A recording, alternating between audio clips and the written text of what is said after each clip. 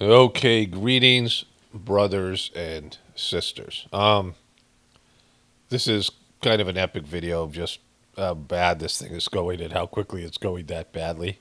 And I've already started to make my second video. I mean, I have 10 little clips already for that and more stuff coming in that's going to be up on Friday.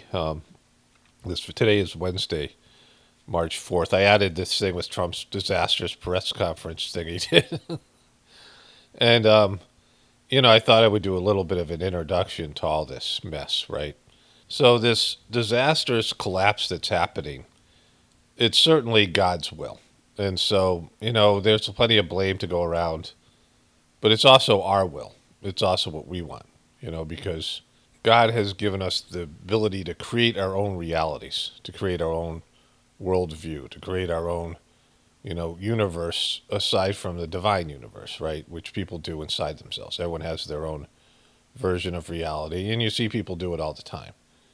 People rearrange the facts, the things that are really happening, to fit the way that they want to see the world, right? People, there's a saying, change the facts to fit your feelings, right? People can create their own, whatever it might be, whatever they want to view the world as, and you see, I mean, you watch these like reality TV shows. My wife and I just watched the latest American version of The Traitors, which had all these, they have, it's done by the Bravo network, so they have all these housewives and reality TV show stars, which makes the show worse.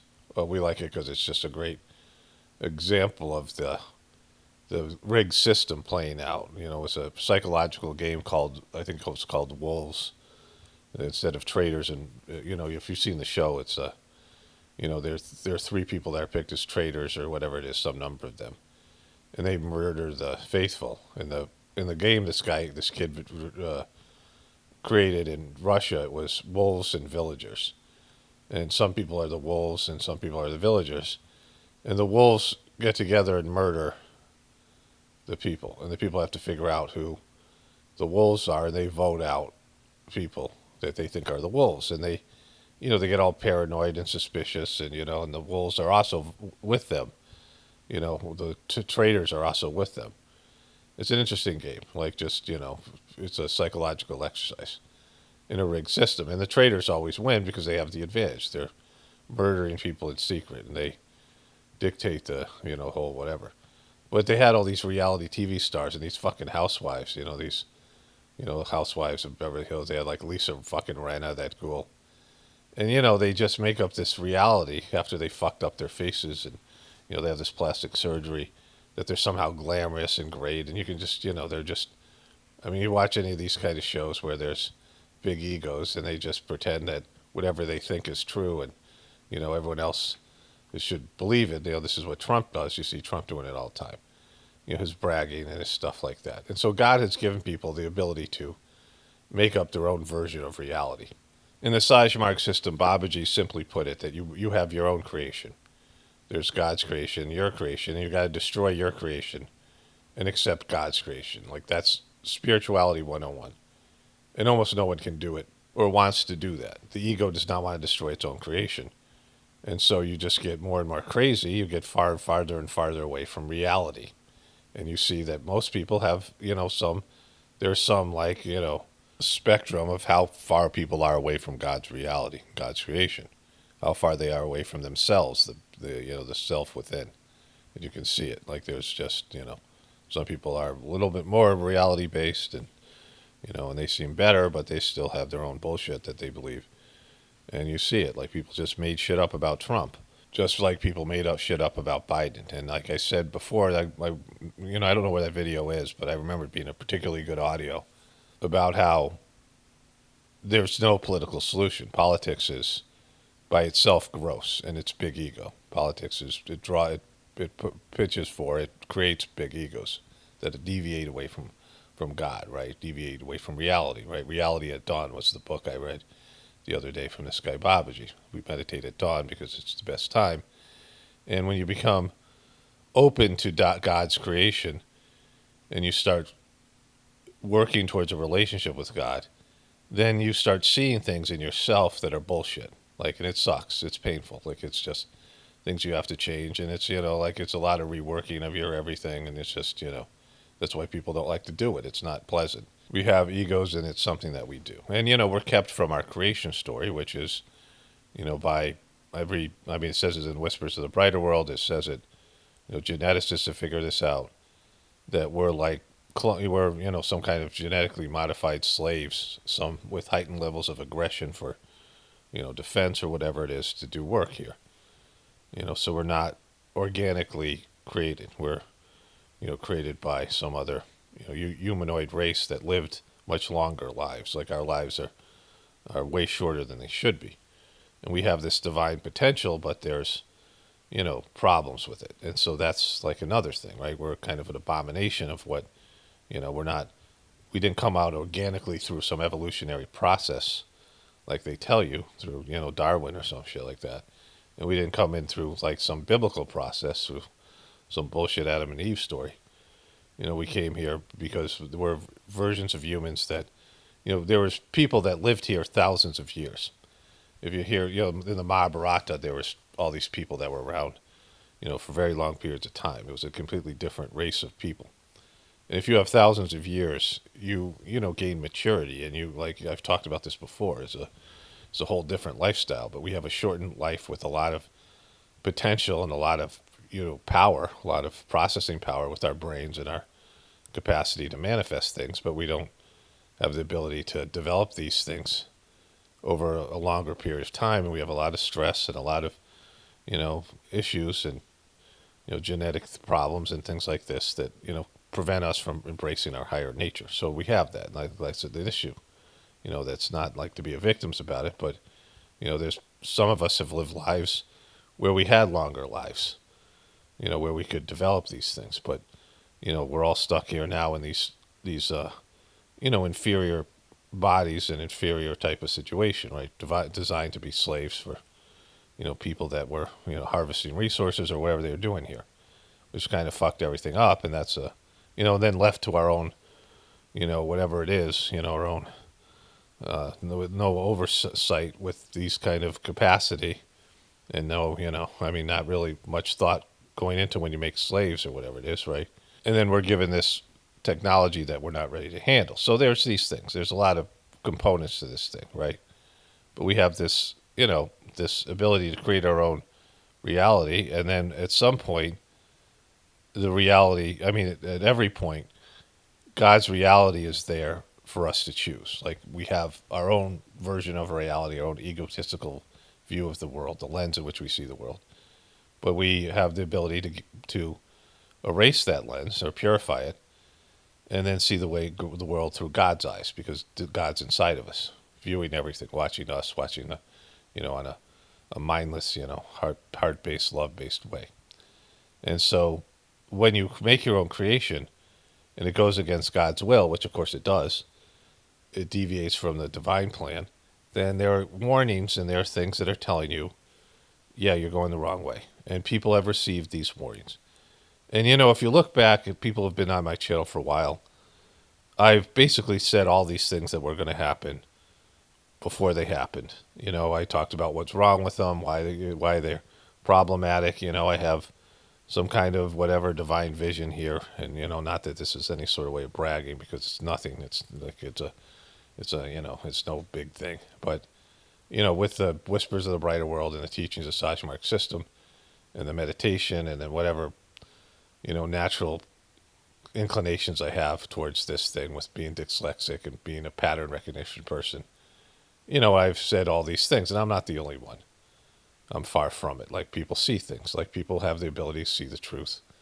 And the people who are making these decisions, they hear it in dreams, and they see things, and they're told, and, it's communicated. The warnings have been there. And the Whispers of the Brighter World messages, they say we've warned these people over and over again.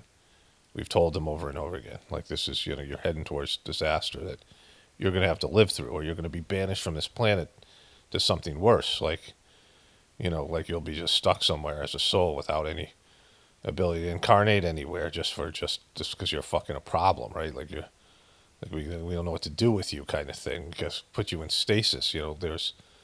There was a reference in Babaji's diary about souls that had had to be like tethered. Their souls just tethered to Antarctica. It just sits there, those frozen fucking tundra.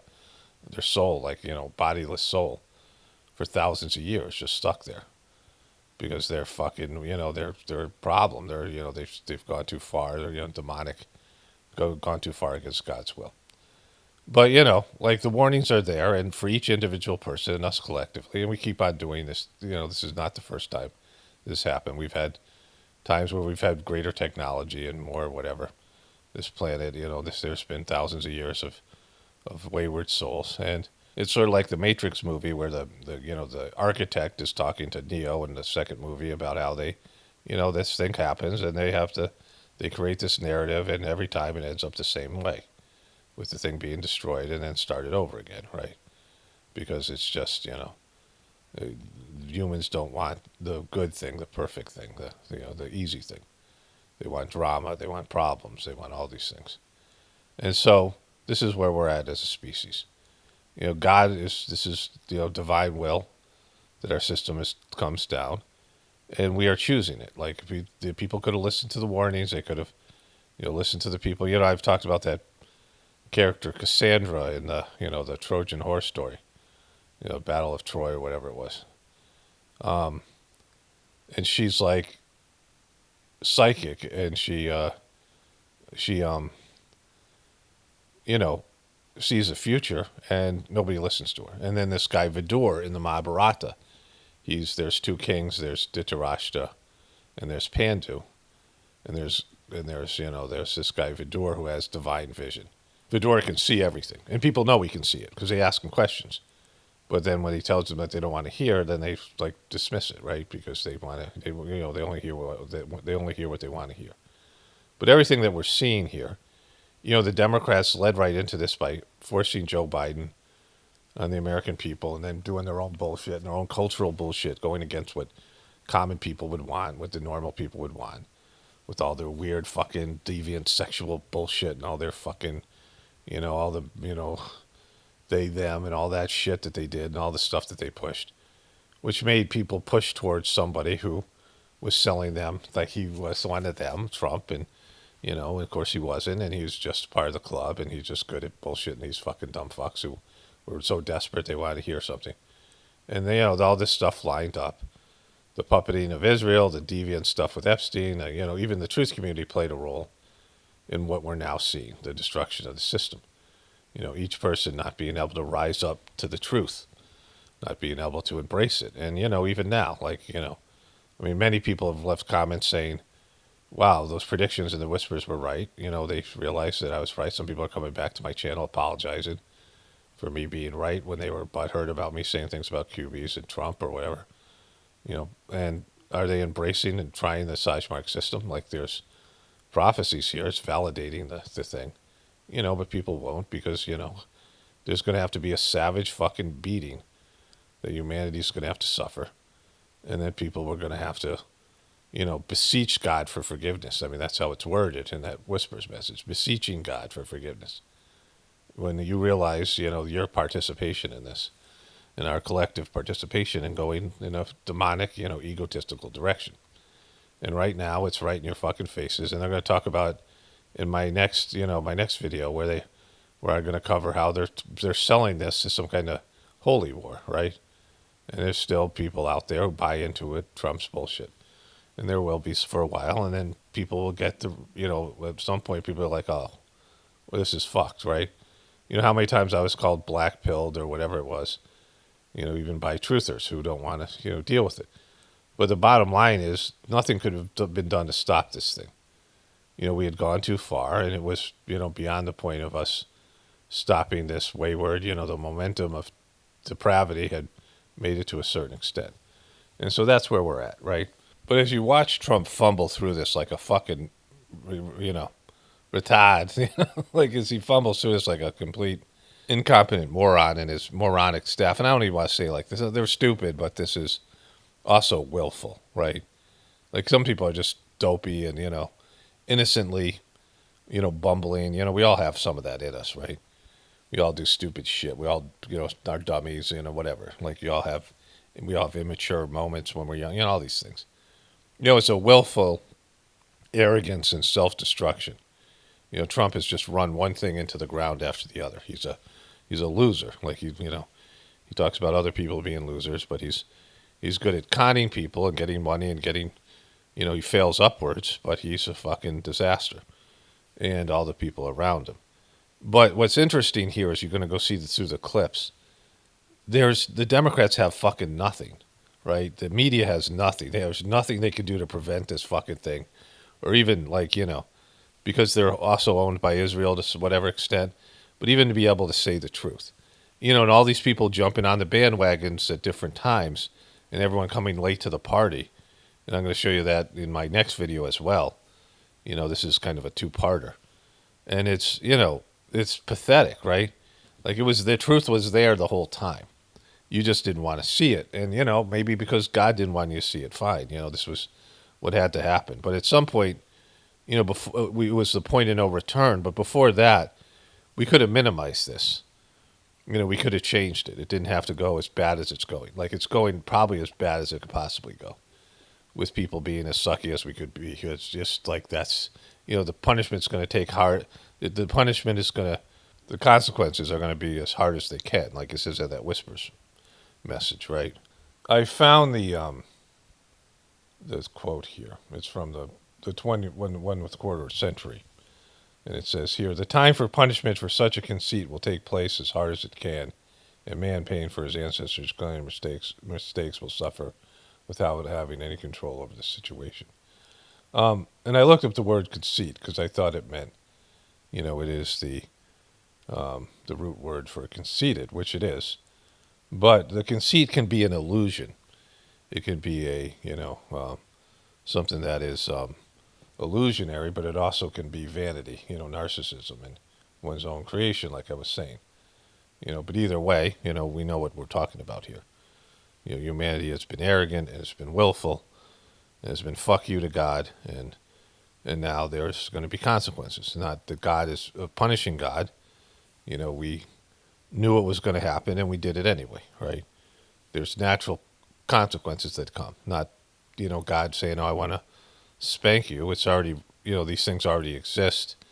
If you do this, you stick your hand in a beehive, you're going to get it stung, right?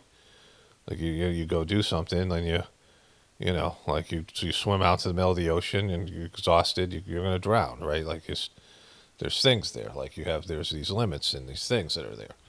You do one thing, stick your hand in fire, you're going to get burned, right? This kind of thing. And so, it's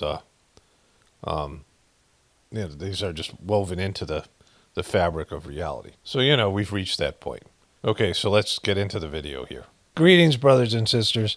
So let's start here. Look at this defeated motherfucker. Look at this sad sack, defeated, bad luck, shrep lock motherfucker here. Look at him. Oh, look at that fucking guy. Look at this fucking guy here.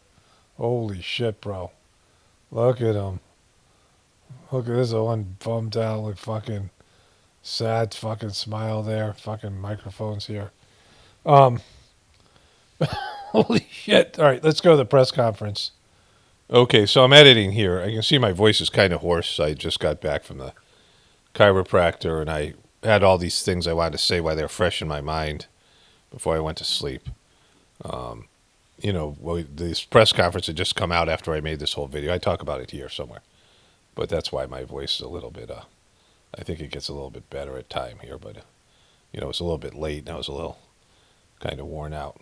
For this one section with Trump's disastrous press conference. Let's get back to it here. Okay, so he's dropping his famous water sign here. So I just got back from the chiropractor. Today is the third Tuesday, I think it is. The 3rd of March.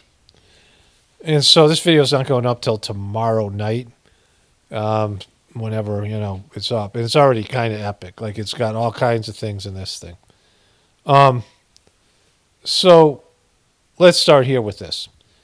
And so, but this happened with the press conference. I want to show you some of it. I'm going to probably cover all of it in my next video. While I was at the chiropractor's office, I went through Twitter. I was sitting there waiting for my wife, and I went through, the various, I just was flipping through Twitter, which I found to be a real gold mine of just short little video clips. And so many people have turned on him, the Republicans. I mean, it's falling apart, right? And you can see from what he does here that, like, he doesn't know what the fuck he's doing. They don't know what the fuck they're doing. And, it's going to be covered in this video and then in my next video. So the first thing you got to know before we get into this is that things usually start off well, right? When people talk about the honeymoon period, when you start something off, you are fresh, right? Like you begin the beginning of your season as an athlete. And then you get kind of beaten up and, things go awry and your strategies fall apart. But, the first game of the season, maybe there's a little bit of rust you have to shake off in sports. But when you start something, it usually is going to start well, right? Especially like a war. War for America, America has the best military in the world. So the war is always going to start off well. You see this with a lot of TV shows and movies where they start off well. The first 5 minutes, they have to grab their audience, right? And they're going to put all the energy in that initial phase of the movie to hook you in, right? And so you don't usually see the thing unraveling, and people have a lot of enthusiasm. You have to have a lot of enthusiasm for a war, for anything but a war. That's when the energy's there, a lot of anticipation, and you don't know how it's going to turn out, right? Like whenever you do something where there's all these possibilities and there's all these various, contingencies and, whatever it might be, whatever word I'm looking for here, all these various, threads of possibility that you don't know how it's going to work out. You don't know if you're going to win or lose. You don't know if the ball's going to bounce. You don't know if you're going to, trip or, something's going to happen. Like you never know what's going to happen, right? Especially like something in a war, something that involves multiple different countries and different things. And when it's a time where you're already looking at down the barrel of the destruction of your country and, the collapsing empire, you would want to go into this thing with enthusiasm from the public that you have, which you don't have right now. I mean, zero. And because that's going to wane. Like all wars start off with enthusiasm, and as they drag on, nobody wants that shit. And this one has zero enthusiasm. And you also want to have competence. You're going to want to answer everyone's questions, and you want to come off like you know what the fuck you're doing. And none of those things are the case. Like this thing is unraveling on day fucking 3, right? Just him talking here. So he's sitting here with the German prime minister. Interests, and, well, we will talk about that. Right. We will. Looking indeed. forward to that. Okay. Before I show you the first question, I want to fast forward to a little bit ahead of here. So you're going to see this again. I'm going to go through this, but I just want to fast forward a little bit because of his initial statement here. It happens. In the meantime, we're just continuing to go forward. Our military is the #1 in the world by far, and we are. Everything's big in my book. The #1 military by far. Venezuela was big. This is big. The original hit, Midnight Hammer, was big. Everything you view is big, but it's not considered very big by some standards, by some of our standards. We have a military like no other military that's ever been built. Okay, so the greatest military in the history of the world, which isn't true, but I'm not going to get into that now. That has nothing to do with what we're talking about. So, all right, so that's what Trump said here, right?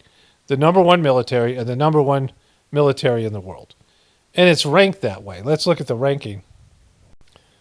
So the United States has the #1, unmatched defense budget, global base network, and air naval superiority. Russia, China, India, South Korea, United Kingdom, France, Turkey, Italy, Brazil, these are various countries. Israel's number 15.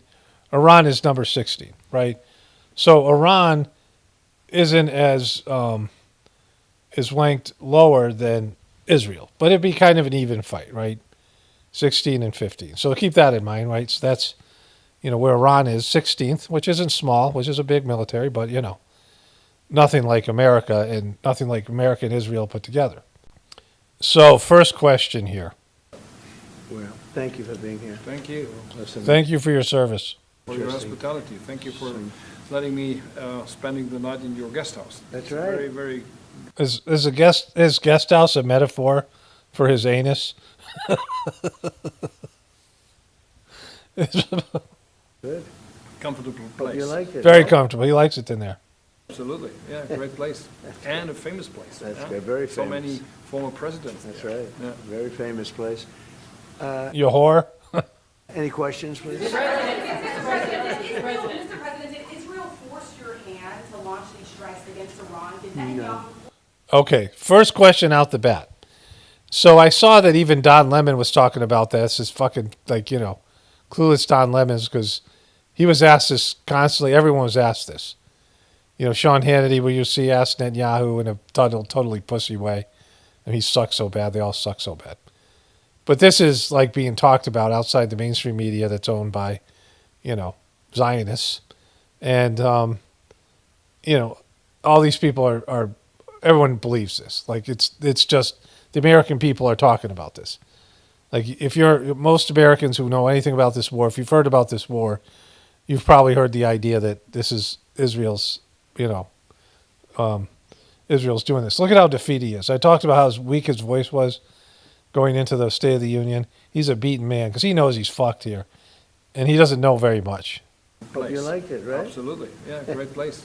And a famous place. That's yeah. good, very So famous. many former presidents That's there. right. Yeah. Very famous place. That's pretty gay. Any questions, please? Mr. President, did Israel force your hand to launch these strikes against Iran? Did Netanyahu pull the United States into this war? No, I might have forced their hand. Are you fucking shitting me? So this is why, I was going to include this in my next video. But this is so fucking blatant. And I'm not going to make a video for... tomorrow's video is going up. This is going to be tomorrow's video. I edit this tomorrow. There'll be nothing on Thursday.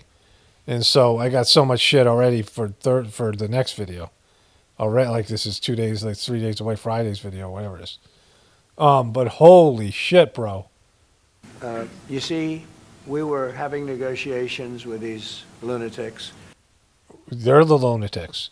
They're the lunatics. Now, my wife said she heard something from the guy who was, a go-between negotiations, and said Iran said over and over again, they're willing to say they're never going to have a nuclear bomb. So Trump lied about that, according to this guy.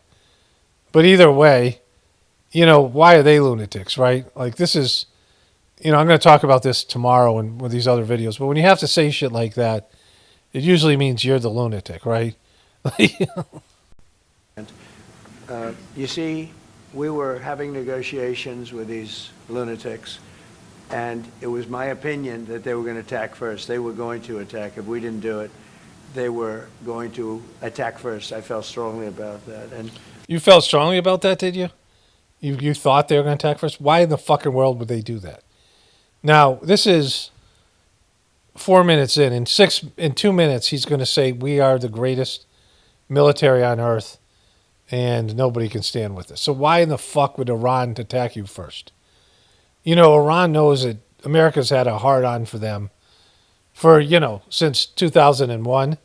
The plans were revealed that these wars with Iraq and these things, I mean, they knew it might be coming then.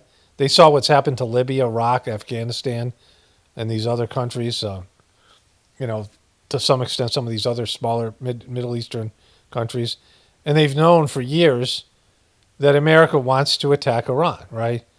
And we know from the whole Russia, and all that shit that, that Iran was always a talk. But it was the axis of evil. I was talking about the axis of evil. Iraq, Iran, and North Korea. And they already got Iraq. And so Iran has a lot of natural resources that America wants to get their hands on. And, all of it, right? So they're aware of it. And they've backed down time and time again. Like they talk big and they yell death to America. But they've pussied out time and time again. And I don't blame them. Because they're the 16th best military? And America's the first. And is many times better than Iran. And we saw what happened before. We bombed the shit out of them and they didn't do anything. They didn't retaliate at all. So why the fuck were they going to attack first? So that they could be seen as the fucking villain? Right? Like, at least now they're seen as the victim. At least now they're getting some compassion from people, right? But if they attack first, then you would have the fucking moral high ground. So why in the fucking world would they do that, you fucking imbecile?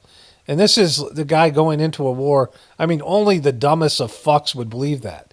Only the stupidest dumb fuck of the fucking dumb fucks would either, Trumpers who MAGA fucks that, are never going to see the light would believe that fucking stupid statement. You thought they were going to attack first? Like what? For what? Like, what do you think? What advantage would they gain out of that, right? They're going to get their asses kicked. I mean, I said this with, the Hamas holes. All these people have some self-preservation for themselves, their families. Nobody likes to get their ass kicked in a war, right? You see this all the time. And so, when you know you're going to get your ass kicked, you don't do stupid shit. That's why they invented terrorists, that they, fake terrorists, that they could false flag into doing things so America could have some moral justification for war. And so it makes no sense at all. They weren't going to attack, right? You mobilized to move your troops in there, and this was a foregone conclusion. So you're lying. So if you're lying about this, that you felt that they were going to attack, then Netanyahu did order you. You just fucking admitted it, you moron. And this is the first question. I mean, he's just 3 days into this war, and you've already admitted, without admitting it, that Netanyahu and Israel ordered you to do this war, and you look like a defeated fucking pile of shit right here. Oh, you felt strongly they were going to attack? Like, nobody would have said that, right? And as soon as they did, you could have fucking obliterated them, right? I mean, that would have been, when you would have had justification. I mean, that's why, like I said, they do the false flag things. Like, this moronic person, this is what he's coming in with. Very famous place, these lunatics. And it was my opinion that they were going to attack first. They were going to attack. If we didn't do it, they were going to attack first. I felt strongly about that. And we have great negotiators, great people that do this very successfully and have done it all their lives very successful. And based on the way the negotiation was going, I think they were going to attack first. And I didn't want that to happen. So if anything, I might have forced Israel's hand. Okay, so nobody believes that, because the only people that have wanted war more than the neocons, and been someone like you who said you didn't want to be in forever wars, which I'm going to show you. There's all these clips of him, attacking other people for these forever wars and all this other stuff, right? But Israel's wanted war with Iran more than anybody else. Netanyahu is going to say in my next tomorrow, the clips that I'm going to cover for the video that's going to go up on Friday, that there's they've been begging America to do this forever, right? So nobody believes that. You had to force their hand. Israel's like, no, please, we don't want to fucking. If you see this movie World War Z, there's a scene where they're in Israel, Brad Pitt and these UN fucks, and they're in Israel. And there are people, there's a big wall there, and there's Muslims trying to get in, or there's Muslims that have been let in that are making a lot of noise. And the zombies are fast zombies, and they're like crazy zombies. And they're on the other side of the wall, but they don't know people are there. And the Israelis, who have let all these refugees in from everywhere, because they're just so generous, sweet, nice, beautiful nation that's always, so great about the goy. They've let all these people in there. And they won't be quiet. The fucking immigrants, the Muslims, won't be quiet. And they're so loud that the fucking zombies come over the wall, right? Israel just wants peace with everybody, wants peace with Iran, and they didn't just murder 300,000 fucking children in Gaza Strip. They've always shown great restraint when it comes to Iran and these things. And so, are you shitting me? Like, that's what your fucking answer is, you fucking putz? But Israel was ready, and we were ready, and we've had a very, very powerful impact, because virtually everything they have has been knocked out now. So they didn't fucking know that was going to happen?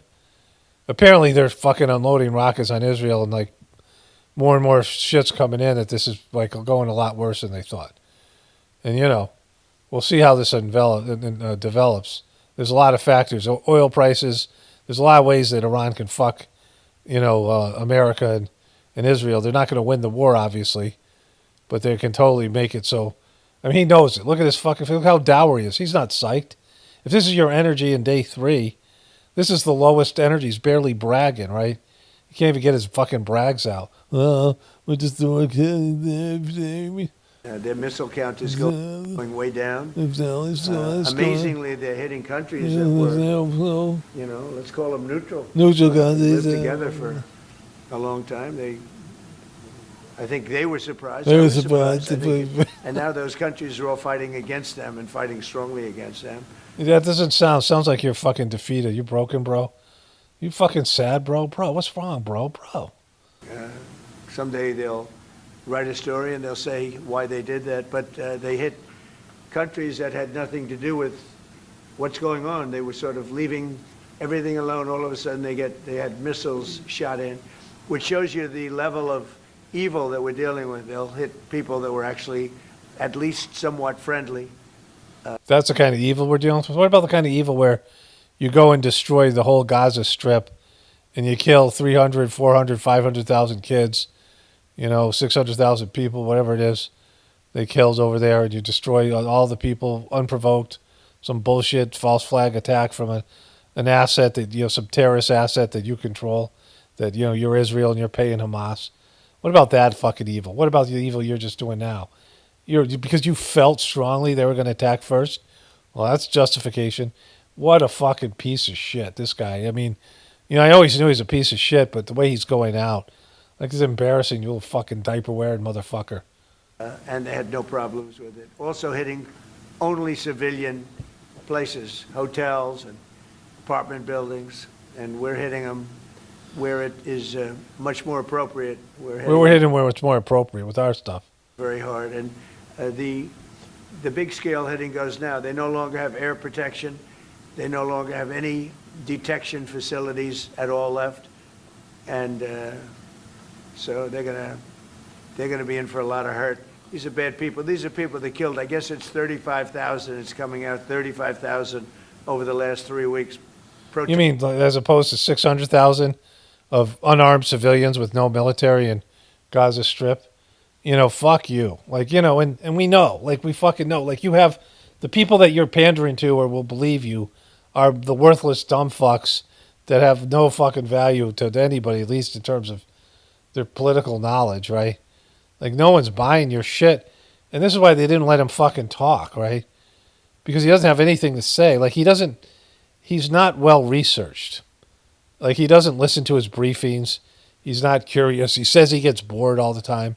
So he knows less than the average American who follows politics. Like, all of us in the truth community, we know a lot more than he knows, right? We know from the internet. Like, he's got people, he's got experts and people talking to him all the time. He doesn't listen to him, right? He tells these stories about how people say, sir, sir. He doesn't listen to fucking anybody. He's just bored with people. He doesn't like their fucking stories. I mean, he says that when he's listening to the war plans, he gets bored. Remember, this happened with fucking, I can play the clip here, from the Atlantic. When that guy from the Atlantic was invited into the Signal chat, Trump said that he left the chat because he was bored, right? He said he probably got bored because that shit's boring because he doesn't listen to anything. Like, let me play that Atlantic clip here. Not somebody that I don't think most people have ever heard of. He found it very boring and he left early. He got off the line very early. So to break into a system. Now in this case it wasn't that this attack was going on and nobody found out anything. And again, the person that was on, as I understand it, he left very early because he didn't find it very exciting. So this was about Signalgate, and this gave you a clue to what goes on inside Trump, which I was aware of, but this just made it so obvious. Because the guy, I forget the guy's name, because like Trump said, nobody knew who he was. His big moment was he got included in a chat. Imagine if you got included in a chat where they're about to drop bombs on fucking Yemen, and you're a liberal reporter that, hates Trump, and people said this guy's a, Mossad agent, whatever, that he was included that reason, but whatever it is. But like, this is your moment where you're going to have fucking, Trump is just, and his DeBozo fucking team has just allowed you to see classified information. It's a major fuck up. And the guy in his magazine had a week-long run where they were center of attention. It's the biggest moment in his career. And Trump says he got bored and left, right? Because Trump gets bored. Trump is bored by governing. I've said it over and over again. It's very clear. And so this is, this is all you need to know what goes on inside of Trump.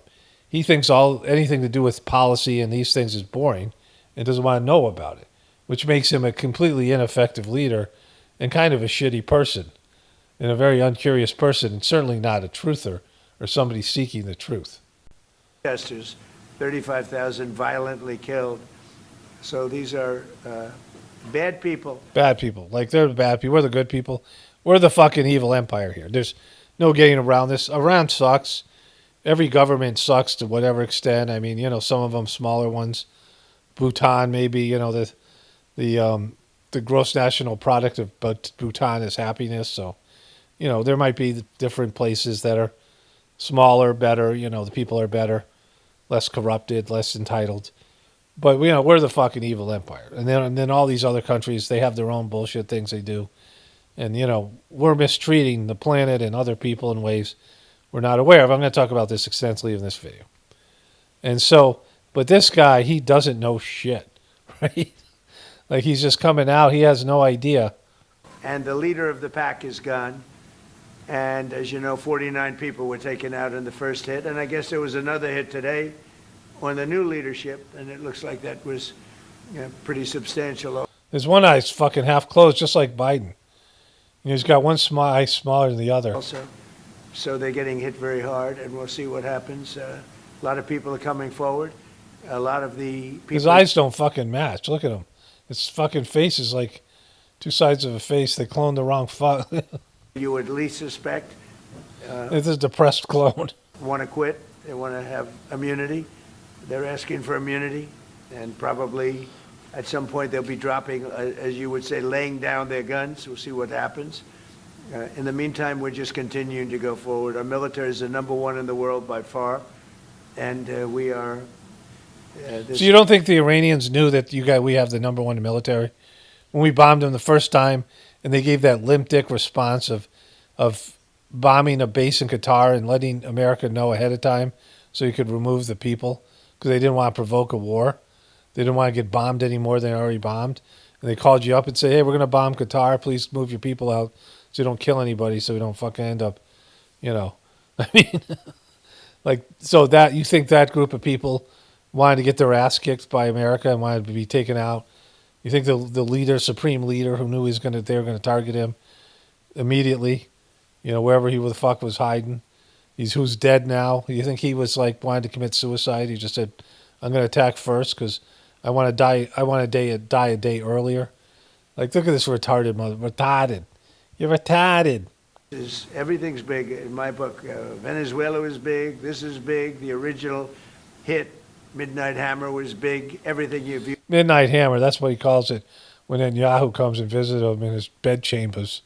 is big, but it's not considered very big by some standards, by some of our standards. We have a military like no other military that's ever been built.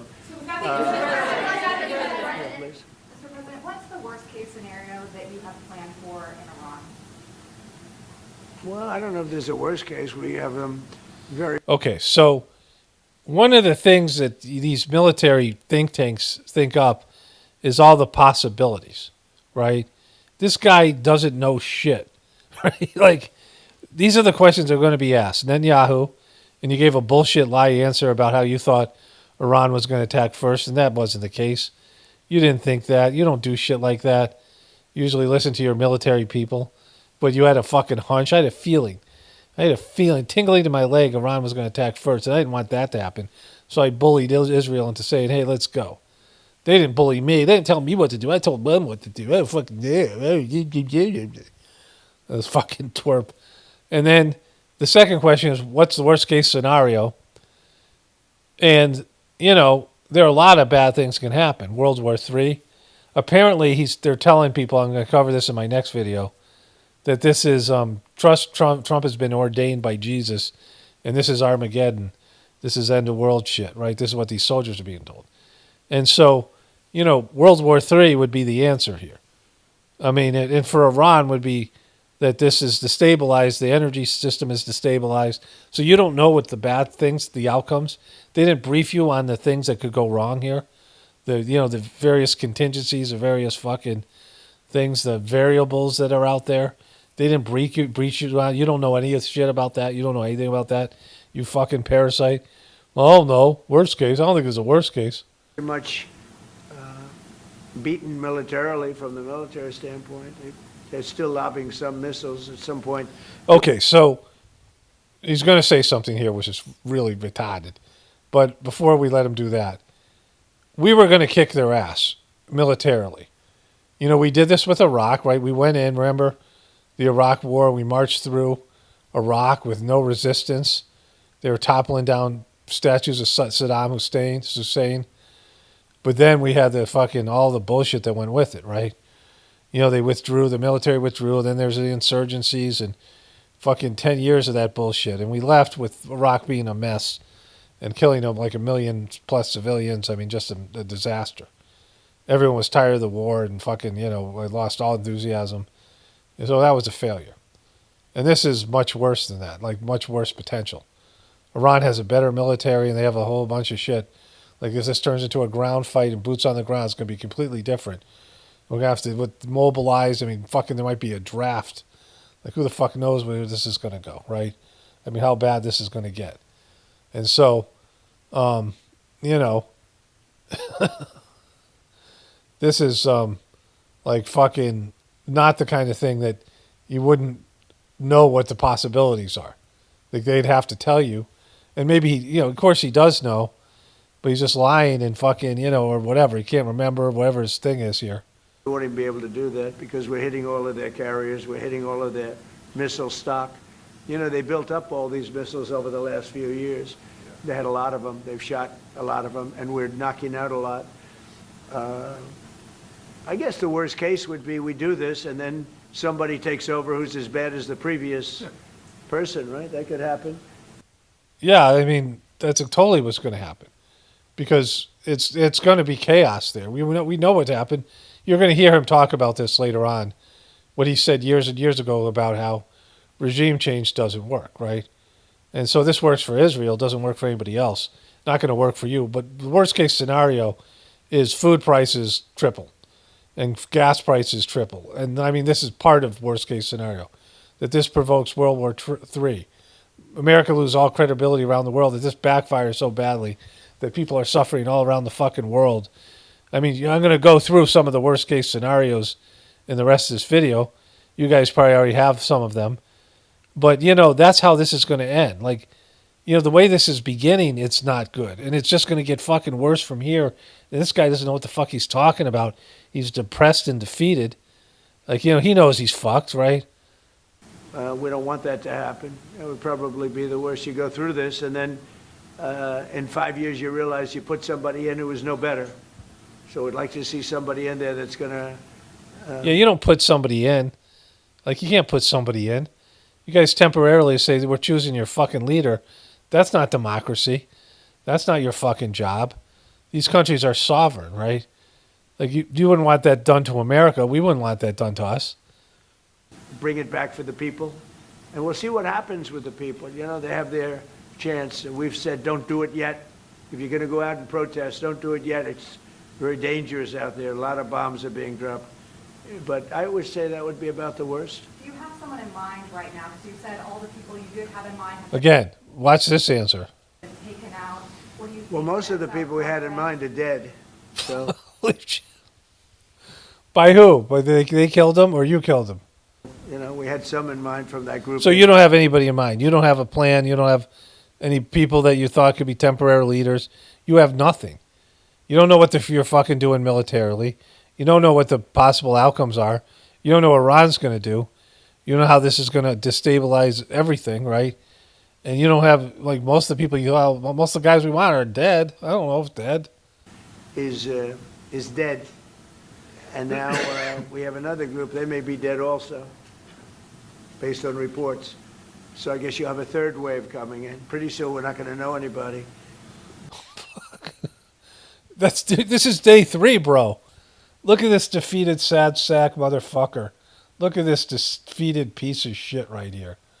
Like, holy shit, bro. Fucking look at this motherfucker right here.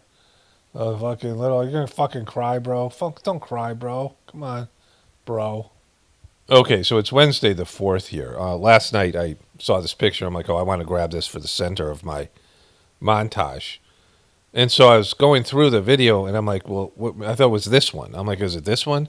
You know, because I did it late last night, and I couldn't remember. I knew there was a picture I wanted to grab. And I'm like, maybe it's this one. And I'm like, what about this one, right? He's so defeated. You know, you can see this slump in body language. He knows he's fucking done. He knows he's fucked. He's worn out. He's been beaten. You know, I'm good at doing this thing, unintentionally stopping the video where it screws the guy over, or the woman. And you can see their insides, right?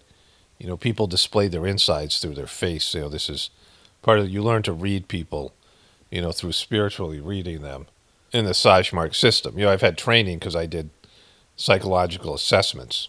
You know, I have a master's degree in counseling. And also the preceptor training. You know, the interesting thing about the preceptor training, so, you know, with preceptors, we have to transmit to people and read their internal condition. But you can also look at people's face and gather information. You know, like there's just, one of the things you do is if you want an answer, you ask God for the answer, and the answer comes in some form. Like I just got an answer about my health. I'll talk about this again in my later video. Like I found out like what more than likely caused the heart thing. It seems to have, you know, I think it's maybe gone away, hopefully. I'll talk about that tomorrow. But in the Sajmark system as a preceptor, you transmit to people with this energy, and then it sends back information. And you have different ways, people have different ways of interpreting it. Some people see it visually. Some people will be told something, like they'll hear it, like, you know, there'll be some, you know, specific thing to your abilities and your type of configuration, right? And Master Chargy held this preceptor conference in like 1989, and he picked all these people, you know, famous people, politicians, you know, dead people, whatever it was. And he had the preceptors all read these people, right? And they all kind of were a little bit nervous about it because it's something that's, you know, it's a spiritual thing, and it's hard, you know, it's anything that you do in the spiritual world is less tangible than the material world. And they thought he was going to test them, which he wasn't. He said, you know, I'm not making you guys turn these in, but if you want to talk about these things, we can. And they, you know, when the people that turned it in, which was most of them, they all had identical readings of the people, right? You know, they had different variations and things, but it was basically the same. And, you know, like that's why I've been able to say stuff about Trump, because I knew what Trump was. Like I have like natural inclinations for this kind of thing. And, you know, I told people what Trump was years ago and recently. Like I always knew what he was, right? Like it's people display it. You know, my brother dated this woman. He left his wife for this blonde lady on his son's birthday. It was a fucking disaster. You know, he was like my second father in a way. He was 17 years older than me. And my 3 nephews were kind of like my brothers, right? And, you know, it was a whole thing in the family. Like I was away in Atlanta when it happened. And, you know, it was a, you know, major mistake by my brother. And this woman, she was this, you know, sort of crazy single mom.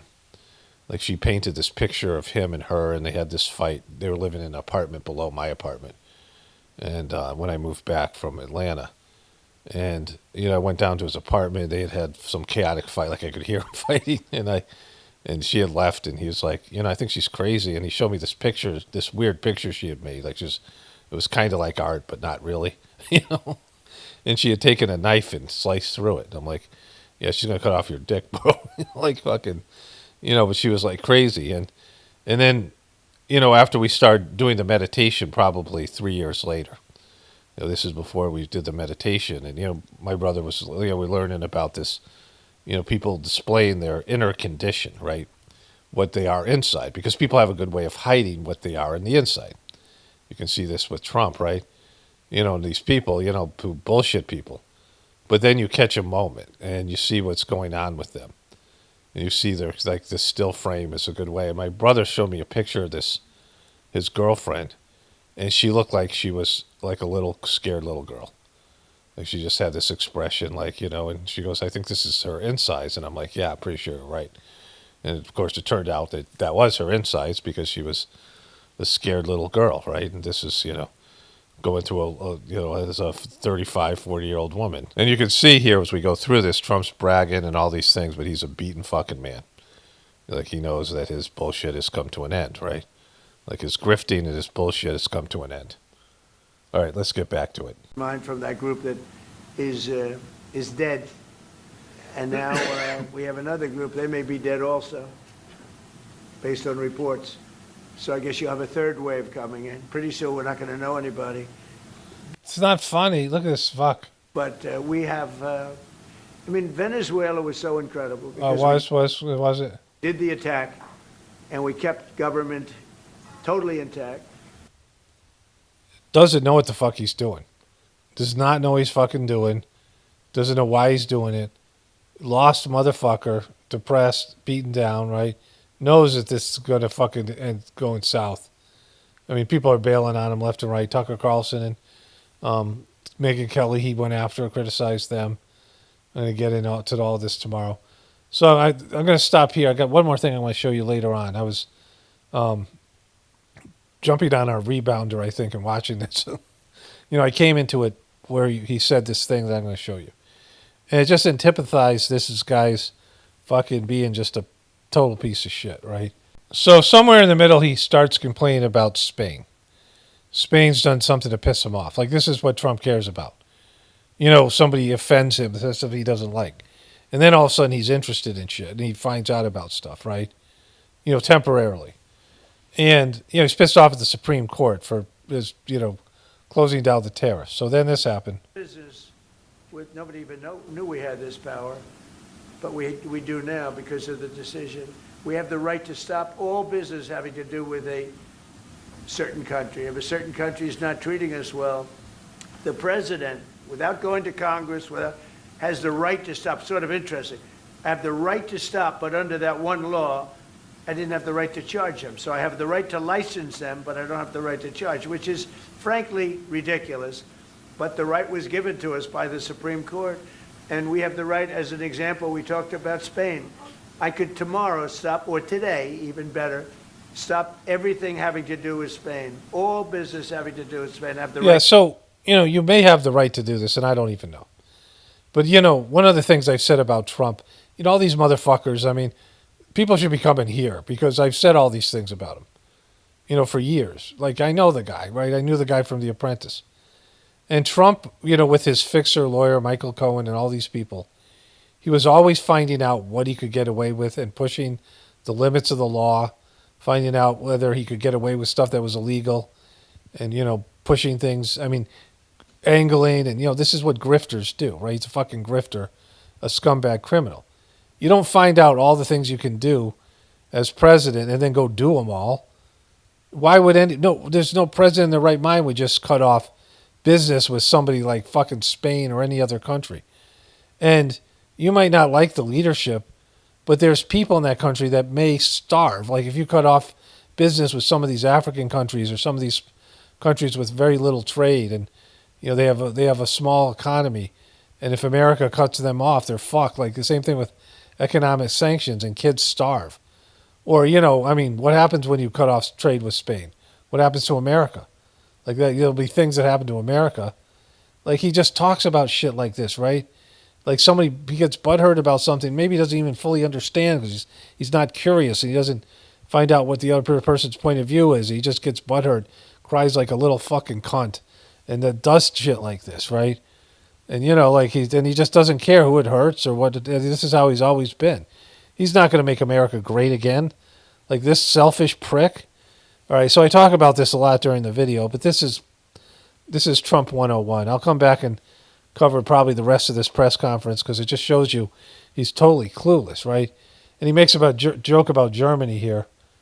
To stop it. Embargoes, do anything I want with it. And we may do that with Spain. What do you think? Well, sir, I think we're going to talk about it with you. I know that you have strong power. The Supreme Court clarified. We know Look at these fucking stooges. you can use it, and if you need to use it to assure national and economic security, we'll do it. Scott, do you have an opinion? Sir, I agree. The Supreme Court reaffirmed your ability to implement an embargo, and as we've talked, from your first term, the Section 3... You know, you're in the middle of World War III and you want to fucking piss Spain off and Europe off, right? Like, why are you even talking about this? He's sitting next to the fucking Prime Minister of Germany, part of the European Union. Why are you even fucking talking about this? I mean, look at the fucking guy, right? Ones and the 232s have withheld more than 4,000 lawsuits, and USTR and Commerce are going to begin investigations, and we'll move forward with those. And we've instituted a 15% tariff on everybody, as you know, and just used, I'll tell you, we had a couple of paragraphs written in that opinion that were really incredible. Justice Kavanaugh wrote a fantastic dissent, Yeah, that piece of shit. but in his dissent, he said what we should do, and we knew that too. We just wanted to simplify it, and for some reason, I think, very, very foolishly, the courts decided no, but they Because said, they set some limits on little Lord Fauntleroy. What a piece of shit. you can do it many other ways, and that's what we're doing. And what we've done is we've gone to a very simple, straight 15% tariff. We've taken in hundreds of billions of dollars in our country. Okay, so then why hasn't the deficit gone down? If you've taken out all that money, right? Because of tariffs.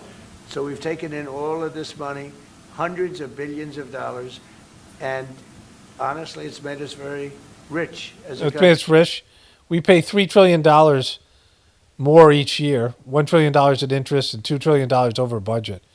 And this war is not going to be less than that. This war is going to cost more money than you took in from tariffs. You're taking in a couple $100 billion in tariffs, and we're paying out $3 trillion a year above our budget. We're in terms of the ever increasing national debt. And like, you don't know that, you fucking business fuck. Like, I'm not a businessman. I know that. Right, so it's been doing good. When will you have the full plan implemented? We have a 5-month period, up to 5 months, where we can go at 15%. And while we're doing that, as you know, we're doing the various studies. And All right, so we eventually, let's see if I can find it here. I don't want to listen to this fuck anymore. I think it says it here. Things you talked about, and every single country wants to make the deal they already have. In other words, a deal that we Right here, she jokes. You've just been in China, the president. who you All right, whatever. Let's see if it's right here.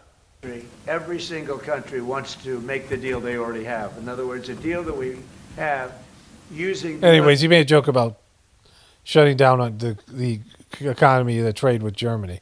They touched the guy in his knee. I'll see if it's here. Otherwise, I'll just. Their authority, they want to make the same deal, and we'd like to see. Actually, we're going to adjust it somewhat upward, actually, but they all want to stay in the deal, and so we'll probably be able to do that pretty easily. All right, so I missed it. I don't know when that was, and I just it's late. I just want to. I got the rest of this video already made, and this is day 3. It's day fucking 3. This guy's fucking imploding, right? Okay, so greetings, brothers and sisters. Today's Tuesday, the 3rd of March, I believe. It is the 3rd of March. Got a health update. Really feeling good today. I started this video yesterday, a bunch of clips, but I wanted to start this with this Epstein thing. Now, there's a Bill Clinton. They're asking him questions. I'm going to show you a little bit about that, and I hopefully will remember. I got a screenshot that came on my phone today that Nancy Mace is being investigated. And you can see right now that they are in full swing. Like, they're doing everything possible to, distract from, and not just the Epstein thing, but the Trump stuff, take as much pressure off of him as possible, or he is, or whatever they are, when he is a complete piece of shit. Like, Trump is the worst possible version that these Democrats used to dream about, like these fantasize about, like the version, like when they make a straw man out of somebody and they just make shit up, right? When they make shit up, like to, that exaggerate anything and anything that's suspicious, just say shit about somebody with no evidence and no, like, just because they, like it could be like, something that's almost, impossible, but there's a slight chance it could happen. Like the worst version of Trump that his enemies dreamed up, the people that hate him. He has become that. He is a dictator. He is, he's completely puppeted. He is the worst of all. Like he's just a bankrupt loser who's done something that America can't recover from. The world is going to suffer from this thing. It's and whatever happens, the events that happen. And again, like for my thing, if you guys have heard the whispers of Bridewell Prophecies, this is supposed to happen. Like Trump is doing God's work. Like this is part of God's plan. So, I'm going to give him a huge, like by saying that, I mean, that excuses, pretty much all of it because it's supposed to happen, right? Like, even though we consider it a bad thing, it's a good thing because it's, the system has to come down. The shitty system has to come down. Something else has to take its place. But he doesn't know that. He doesn't know he's doing God's work. He's just a worthless piece of shit. Like he's just, really a bad representation of or the best representation of a bad human being. Like he represents everything that's wrong with this planet. Power, corruption, narcissism, ego, demonic energy, all of it. So here, let's just go to watch this thing here and then we'll. As the Atlantic's Sarah Fitzpatrick reports in a blockbuster news story today, quote, Trump and others have expressed concern that this effort could set a precedent for Trump to be subpoenaed to testify under oath about Epstein, according to 4 people familiar with the situation. As one administration official said, everyone's looking for an off-ramp. And that's just the tip of the iceberg when it comes to what we're learning from this new reporting, because according to The Atlantic, not 1, not 2, not 3, not 4, but 9 people familiar with information that was submitted to the FBI and the DOJ in recent years told The Atlantic that they were alarmed that many documents, including those that they say include references to Trump, were not made public. 9 people with insight into the FBI's investigation of Epstein know that those materials relating to Trump exist and that they have been omitted from the DOJ's production. Okay, so, there's a movie called Wag the Dog. And it was a movie that was, I think, targeting Bill Clinton. So it starred Robert De Niro as like a chief of staff type of guy and handler. And Dustin Hoffman as a movie producer. And what happened was, and you guys are probably familiar with the movie, it's a good truther movie to watch. A lot of iconic things that came out of that. The shoes. There's a whole shoe thing with a lot of these fake events where they have these candlelight vigils and they put up shoes, and there's things there that are real. And so what it was there was a guy, president, and he had sex with an underage girl, like a 15-year-old girl, and it was like the election was coming right around the corner, so. A way to get rid of that story was to create a war, kind of like the war that Clinton created in Bosnia. And they created a false, fake war with a movie Hollywood producer. And they were going back and forth trying to control the narrative. The CIA got in, and there's a tug of war. Really interesting movie, right? And so they were saying instead of the dog wagging the tail was wagging the dog. That was the reference to that was the movie. And now it's even more appropriate for Trump. I mean, he's creating a fucking war that, it's going to lead to the destruction of the world. Like fucking, the world as we know it. And, overall this, the Epstein thing is maybe his motivation. It's definitely part of his motivation because he's completely Epstein and clown. Okay, so let me show you the clips I had yesterday. And then I have lots of stuff to do with the war and other things that have happened, and the right wing, the MAGA people turning on Trump, which doesn't matter, but like it's very telling, right? But this is where we're at as a culture, as a country. Trump is so selfish.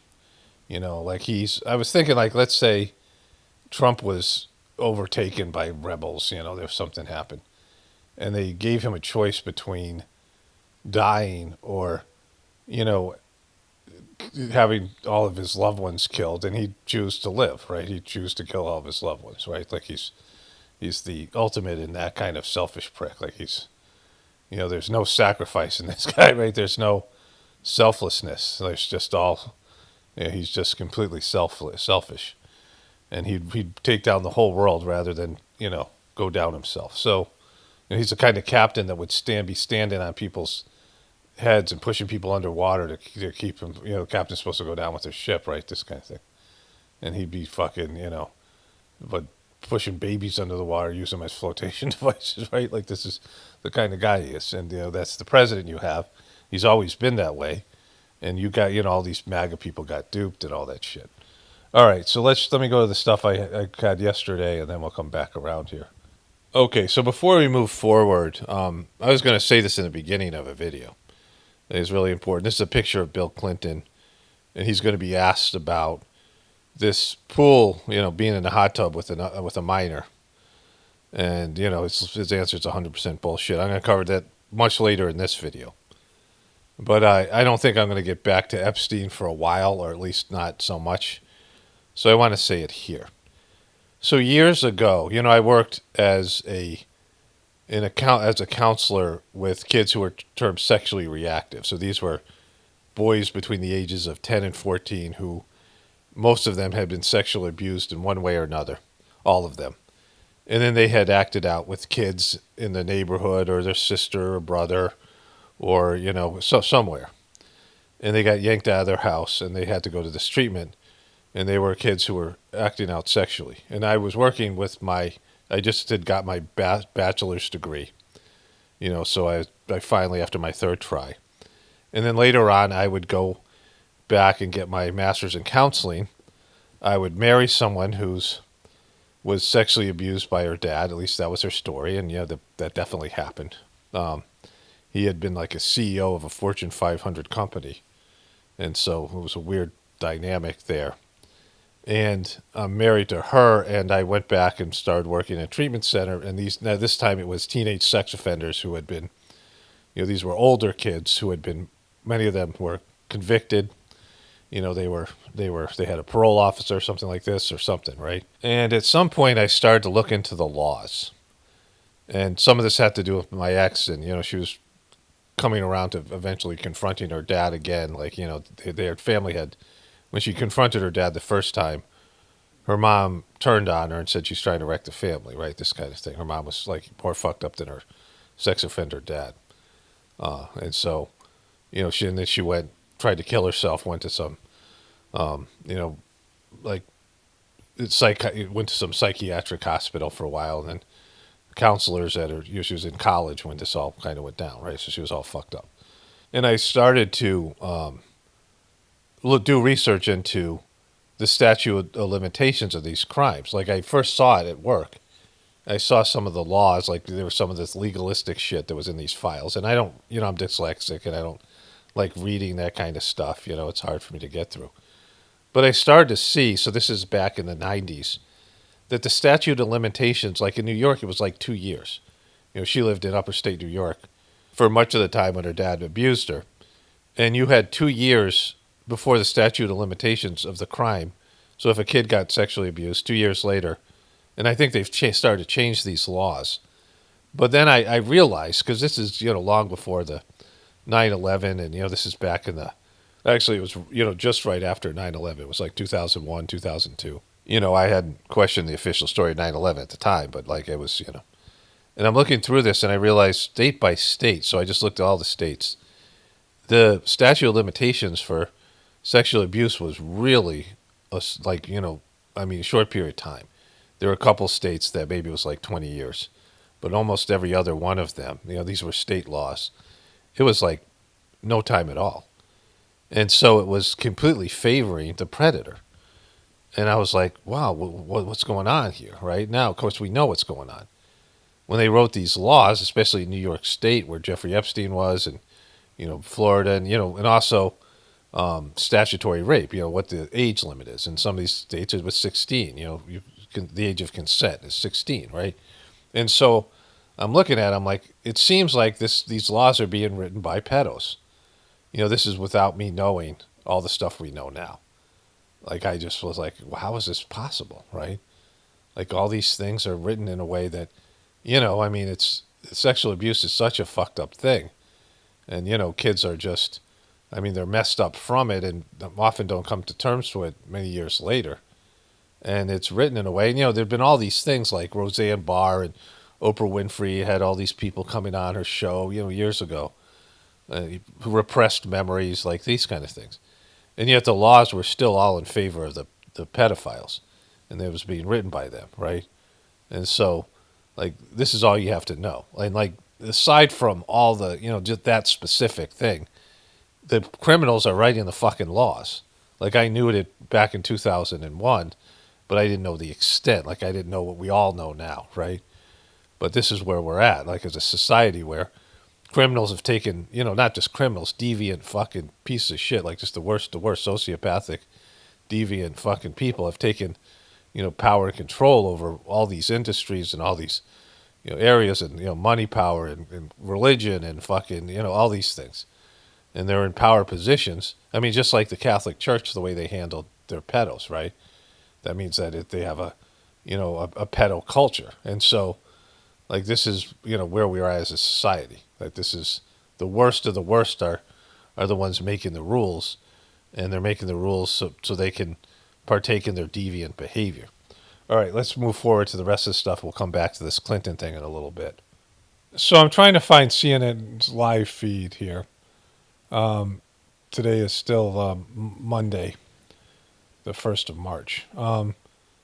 Is it or 2nd of March? Anyways. So here, Trump's going to look. Watch him look here. The point element leading the way. Shortly after the assault began, 3 of the squad members... And now if you see this look, when he looks right at the camera, I'll try to get it from different angles here. The CNN was the best angle. I think he looked right at CNN's camera. And just, I mean, he's trying to... This was already scheduled, so it's a part of this thing, and they don't... It's like celebrating heroes in war, this whole thing. I'll get into that in a bit. So let me find it, the other angles here. Here he is right here. This is what I'm talking about when somebody kind of reveals their inner condition, right? Like, so they reveal something. People are always hiding what they have inside. And Trump here is revealing something. Richardson directed one of his squads to be the point element leading the way. Oh, this is Shortly boring, after the assault boring. began, 3 of the squad members became severe... That look right there, right? That look. It's boring. He's like, go back here. Killed 222 let's in where can it go? I hostile guess it's and enemy boring. territory near the This Cambodian boring. Look border. at the boring. Staff Sergeant Richardson directed one of his squads to be the point element leading the way. Right Shortly after the assault began, 3 of the squad members became severely wounded. So that's great. He talked about how he gets bored by all these things. All right, so that's that. The best angles when he looks, you can see him look right into the camera.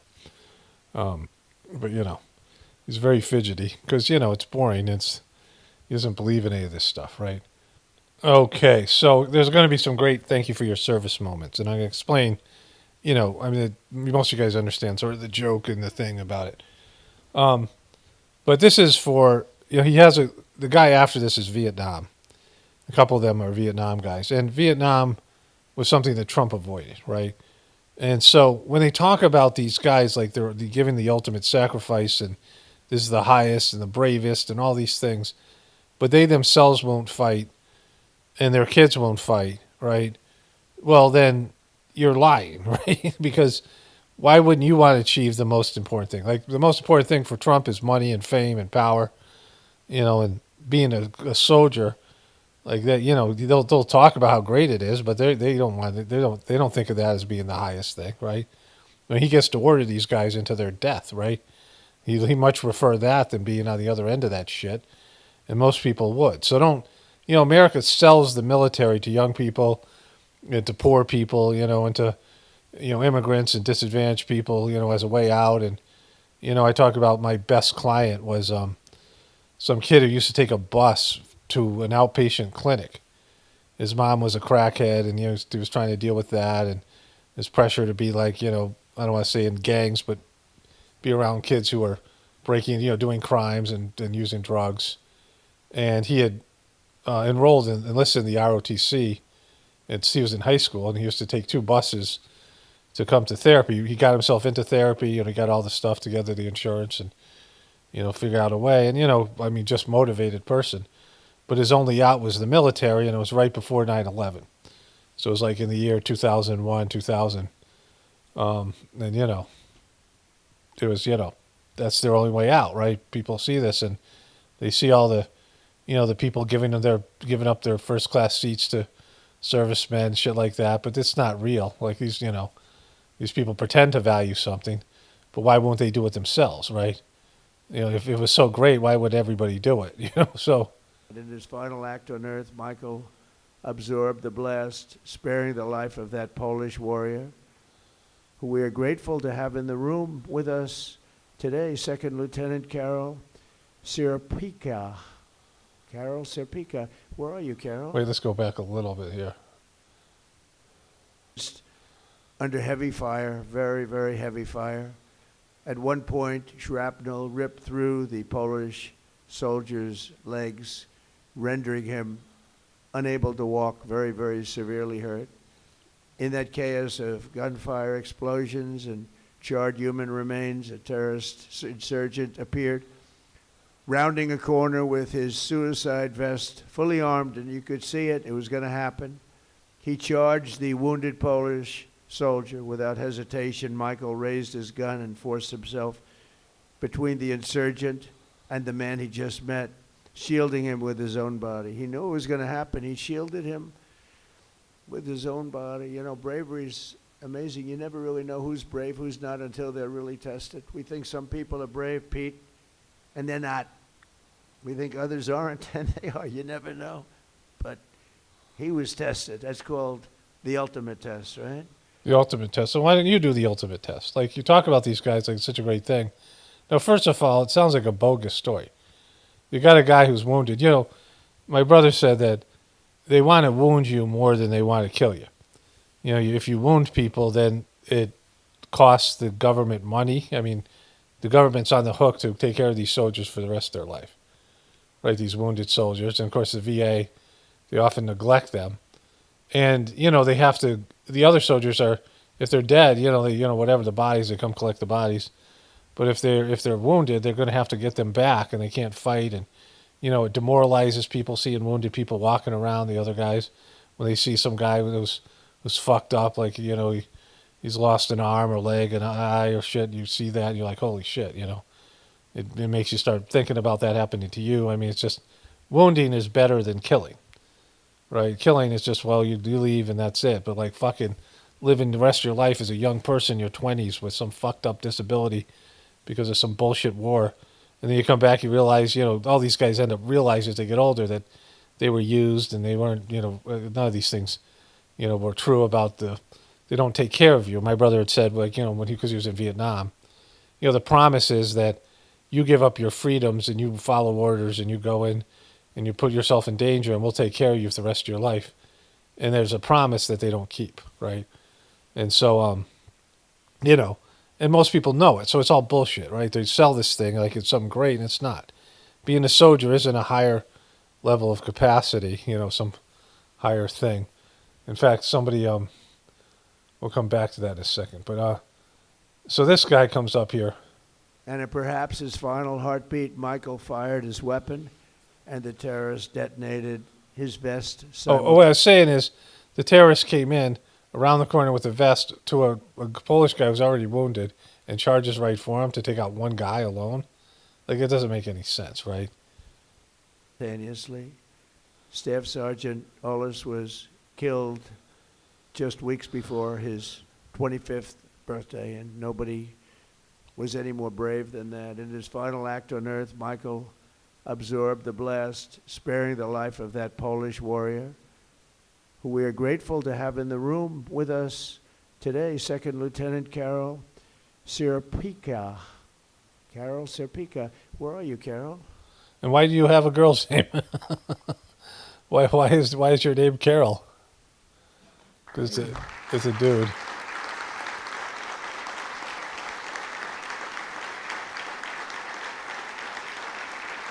Would you like to come up? Please. Please. I'd love to have you come up. Thank you, Carol. So they're doing this, this is not by accident. Maybe they had this day picked out for a while, the day that they're going to start the war, because they could do this, and they're celebrating, sacrifice, right? That's what they're celebrating, how great it is to sacrifice for your country. But this is sacrifice for Israel, and Israel is going to come out badly in this thing too, eventually.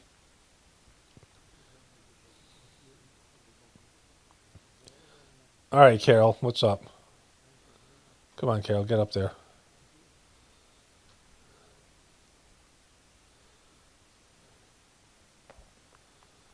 Well, then why did you ask him if he'd like to come up when he's already got a speech written? Mr. President, Minister of War, my Minister Polish of National Defense, distinguished guests, everyone gathered. All right, so he's speaking like a Spanish person, but he's Polish. Here today, dear my Basia, Michael, and Jacob, especially dear Linda and Robert, and the entire Oris family. What do you have that you did not receive? This is how I would like to begin these few words, to speak to you all here. In this special place and on occasion of this incredibly important ceremony, one that is significant for many, but truly especially exceptional for me, is a particular privilege and a great honor. Above all, however, it is my commitment. It is a part of my new mission, which began 13 years ago. Okay, so this is leading to something here. A soldier is not something you are from time to time. It is who you are forever. Yeah, why would that be a good thing, right? It's just not, being a soldier isn't a great thing. Like we live in a world where there's violence and war and people who, step up and, fight off bad people, in that kind of circumstance, sure. But these wars are wars of economies and, wars of aggression, wars of conquest and wars of, taking down somebody else's government and, wars for Israel and these rich people, all these things, right? And so, and if that's what you are, great, but it isn't the highest thing. And, I saw Joe Rogan talking to that guy.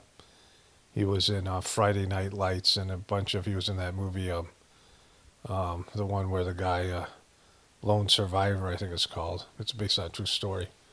Tyler Kirsch. And they were talking about, they all both know Navy SEALs and hang out with those guys. And, it's an intense thing and it's a high-level thing, right? It's, the best soldiers, the best of the best. And Joe Rogan was saying, those guys are the ultimate. Like they're, the high, for him, his view is that that's the ultimate in human evolution. I'm like, no, it's always spirituality. But there's many other things that are beyond that, right? Soldier is in terms of your evolutionary movement. I'm sure I was a soldier. In fact, there's one life, where I know as a soldier in a past life. My brother and grandfather were soldiers, but that's not what they were for. It affects you, yeah. It's a part of you, but it doesn't define you, and it shouldn't define you. Like, you should become something more. And my brother, like so many others, they leave and they realize they got taken advantage of. They realize that they were, they're young people who promised things that they didn't receive, right? And they were, all the things I was saying. It is just like you are not a mother, a father, a sister, and brother, or as only for a moment. These are not roles given to us for a while. They are a great gift, but also a great lifelong commitment.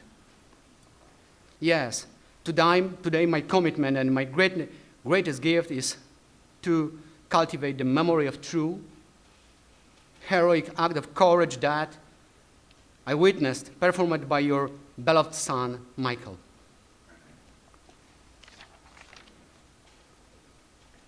please forgive me if my words have not fully captured what I truly feel today. However, sometimes words are simply not enough. I'm deeply moved, happy, and grateful to God for my service, for my parents, for my family, for my beloved homeland Poland, for my second family from Staten Island, and for Staten Island. my second homeland, America. God bless you all. Michael, thank you for your service. Thank you for your service. I will see you in our heavenly homeland. Thank you for your service. Thank you for your service. You know, like those words just don't mean, I mean, that, you know. I just, it's just fucking wrong. It's a lie. You know, especially when you're fighting a war for some other country that's taking advantage of you. It's like the worst country, at least in terms of your relationship with it. And this fucking shit that's happening. You know, and we're going to get to the gas prices and all that, fuel prices and all the things. And, America didn't want to fight this war and all this stuff with it. And Trump isn't taking any questions. So he's just hiding behind these people's service right here. He's hiding behind these heroes. They're getting medals and, pretending that he just didn't start an unnecessary war and put all kinds of people in harm's way. And lots of people are going to die. And American lives aren't worth more than other people's lives. All of it. And so this was a fucked up thing, right? So this guy, he named his kid Michael after the guy, this guy was saved by this other guy, right? I hope people understand that. So Carol was saved by Michael, and he named his son Michael. And then Trump's going to, introduce the kid and all this whole family thing here. Thank you so much. Woo! Thank you for your service. Look at this piece of shit Pete Hegseth here.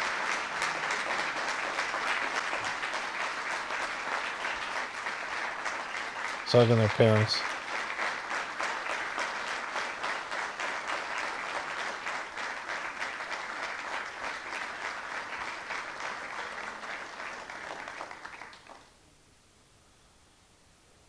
And Carol is joined by his wife and their two wonderful sons, Jacob and Michael. Michael is named after the American hero who saved his father's life. So stand up, Michael. Let me see. Go, Michael. And this is where it's going to get really weird. This is why they don't want to roll Trump out now. Because he's going to start talking about how they have good genetics. So he's checking out Michael. It's like, that guy's got good genetics. And fucking, right? Like this fucking weird motherfucker. He's checking out this kid, right? That's great. We're also pleased to be joined by several members of the Polish government, including representatives of the president, who I think is a fantastic man, by the way. I must be honest with you. I endorsed him and he won, and he came, they're great. Let's make it about you. Thank you for your service. came from behind. He won, and he was He likes it when they come from behind. Trump likes it when they come from behind. biggest story in Europe, and he's going to be a great president. He already is. But as well as Poland's Minister of Defense, to honor the blood and sacrifice that has helped seal the Polish-American bond. We have a great bond. We have a great relationship with your country. And I just want to thank you to Michael's parents, Bob and Linda. Your son's selflessness in the face of real evil reminds us of the Real evil out there. That was some evil when we invaded that country and killed 1 million. Was it Iraq or Afghanistan? Like that. For no reason, right? That was so evil of them to fight back. the courage that keeps our... Yeah, and he was against these wars. He said he was against them, but somehow these people are the ones doing the evil because they have no other option but suicide bombing because they're outgunned and outmanned. That's somehow evil. country free. And I just said the genetics in that family are very strong, right? I said that before. All three families, I said, good. I see some of the young ones today. And I said, you have good genes. They were asking me, what does that mean? I said, don't worry about it. You'll figure it out. I mean, if my pal Jeffrey was still alive, right? Holy fuck, right? This weird motherfucker. But you have the best genes you can have, actually. So thank you for... So the best genes you can have is to become a soldier? So they have better genes than you? He's big on genes. He talks about genes a lot. He's got this weird genetic thing. So he's clearly, people talk about genes a lot, that's like Hitler shit. Like that's like racism, where you're saying we have superior genes. Like that's the whole idea behind kings and royal families and all that shit. Giving America your beloved son. And now I would like to ask the military aid to come. So that was weird. Yeah, you guys got good genes. You guys are going out there and dying for Israel. You guys are good fucking, This whole thing is so fucked, right? So Netanyahu ends up blaming. He excuses Hitler here, and blames a Muslim guy. Must have been some leader of a Muslim country, maybe Turkey or something like that. I don't know. Hitler didn't want to exterminate the Jews at the time. He wanted to expel the Jews. And Haj Amin al-Husseini went to Hitler and said, if you expel them, they'll all come here. So what should I do with them? He asked. He said, burn them. Holy fuck, right, bro? That's a twist. Haj Amin al-Husseini, the guy he blamed, was the leader of Palestine at the time. So he was saying that, that they would all come to Palestine. Which, as far as I know, look at that shit, huh? The Palestinian people were... I can't unsee that. The Palestinian people were pretty much one of the less, hostile towards the Jewish people coming in there. That's why they came into, well, obviously because Israel's there, right? The original Israel's inside there, the part of it, the part with the so-called Holy Land. But they got along with the Jews and treated them pretty well. That's as far as I've heard. I don't know if that's true. But, either way, that's a fucked up thing to say. Look at Trump renouncing his religion he doesn't practice for another religion. And I said, this is our first Jewish president. Now that's true, he said. That's true. He's the first Jewish president to serve two not consecutive presidencies. We thank you for everything. That's right. Bad things happened on the second one. Namely, the election was rigged. Yeah. And we found out, and you see that happening. But and you are the greatest president. Thank you very much. And God bless you. I miss you. Oh, boom. Boom. What amazing. What about how great is he? Look at all these fucking guys. All right. Your first Jewish president. So there's lots of revisionist history here. This is Tulsi J. Gabbard. That's exactly what Trump did. He conducted and committed an act of war without congressional authority, seriously escalating the situation with Iran. And so now we're at a point... This is in 2020 when she was a Democrat. ...of it's not a matter of, well, are we going to have a war with Iran? We are in a war with Iran right now. So the real issue is, are we going to allow this war to continue to escalate? And if so, for how long? And to achieve what objective?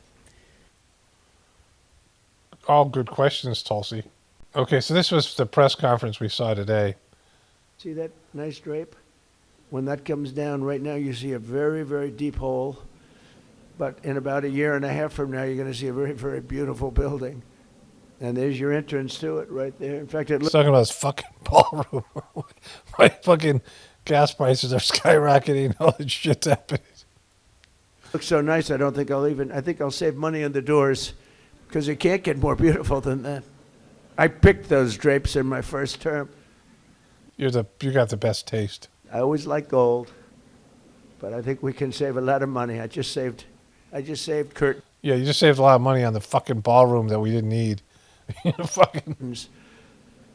But and it'll be spectacular. It'll be the most beautiful ballroom. I believe it because I built many a ballroom. He's built lots of ballrooms. This guy knows his way around ballrooms. He knows his ways. He knows his way around a set of balls.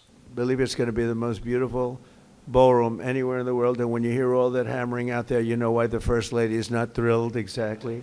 Thank you for your service. She said, will the pile drivers ever stop? They go from 6 in the morning till 11:30 in the evening. Can you imagine? Here? You know what? To me, that's a beautiful sound. She doesn't like it. I love it. You know what? To me, other than here, because... she's fucking a whiner. We're... Look at the tiny little hands. Donating it, not a penny to the taxpayer. It'll be under budget, ahead of schedule. It'll be 400 million or Yeah, what do they get for those donations, you fucking corrupt, grifted motherfucker? less. Most people say 400 million or more. No, So he's honoring fucking vets here today. You know, these people who are like lost loved ones. it'll be less. But when I hear that sound, that beautiful sound behind me, it means I don't even want to go there. What beautiful sound behind you are you talking about? money, so I like it. But The slapping of flesh when Netanyahu's behind you? my wife isn't thrilled. She said, this is getting crazy. I said, don't worry about it. We'll be all finished up in a few months. But now for the reason that we're gathered this morning to recognize see that? Fuck. And he was talking about the statue earlier, this fucking guy, right? I mean, just oblivious to what he's done and what he's been used as, and what a fucking piece of shit. Okay, so the limp dick mainstream media. Now, Trump is going full dictator. And this guy, Ari Meebler, who I would think has a conflict of interest, Ari does, you know, that they can't call Trump out for being an Israeli puppet, right? That this is, America is run by Israel. They can't say that, right? They can't say the media because their bosses, that this is the only justification for this war. Because this war is going to bring down the Trump presidency, right? You know, they don't have an exit strategy for the Iranian people. They don't have really a plan for the war. They're just going to leave everything in chaos. And they don't have a plan for whatever Iran does and whatever China and Russia do in terms of, like, you know, Iran's already bombing places that could, they have a lot more missiles apparently. They're not reporting on all the damage that Iran's doing to the region. Never mind Israel, but, you know, I guess Israel's Iron Dome that we paid for is running out of missiles. But Iran is starting to attack allies like Saudi Arabia's oil, and if they close the Strait of Hormuz, which I thought they already closed, any of these things that they do that end up, you know, I'm going to show you gas prices in a little bit already surging, and then that's going to cause inflation. Like, you know, what if all your prices double because of a war that you didn't want in the first place? So Trump is fucked. He fucked himself, right? And there's no reason why he would want to do this other than, you know, whatever Epstein thing that he's trying to distract from or whatever that they have on him, Israel, or whatever reason that he's being forced to do this. He's being forced to do this, which means he's a complete piece of shit because sometimes you just got to fall on your sword for the betterment of fucking the world, right? But he's just so selfish. Like, he's the epitome of the worst. Like, you know, make America great again. You fell for that shit, right? This guy's the most selfish guy ever. And so, you know, he'd have to be altruistic to make America great again. America can't be made great again or made great because we're, you know, I mean, you can't fix this kind of systemic issue like this, the flaws in the demonic aspect of this system. You can't reverse those. You can't divinize something. You know, some things just have to be destroyed and then something new take its place, right? Something better. And like I've said all along, it's about changing people. If you don't change people, you know, we have a people problem, which I'm going to say probably now all the time because that's what's got to be focused on. Like this, you know, humanity caused this. There's no blaming the elite or, you know, this is everybody in this thing together. But, you know, there's no justification for this thing at all other than Israel, but they can't say that. So when they can't say that, like they've been able to report the truth, the mainstream media became sort of relevant again because they were just able to tell the truth about how bad Trump was. You know, they can kind of go after the Epstein thing now, which they for years couldn't. Like they couldn't and wouldn't because their owners, their handlers told them, no, don't do this, right? But now, like, they can't because, like, you know, if they talk about how Trump's owned by Israel, they got to talk about how they're owned by Israel, right? So there's just nothing there. This is all the places that Trump's bombed. All sorts of things can happen.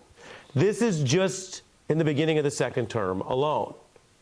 The normally MAGA-friendly Wall Street Journal notes Trump spent years denouncing U.S. intervention. Now he's toppling foreign leaders.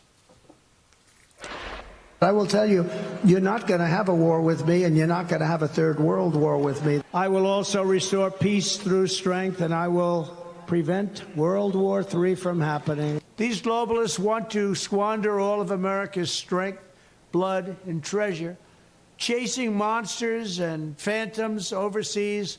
Our current strategy of nation building and regime change is a proven absolute failure. I'm not going to start a war. I'm going to stop wars.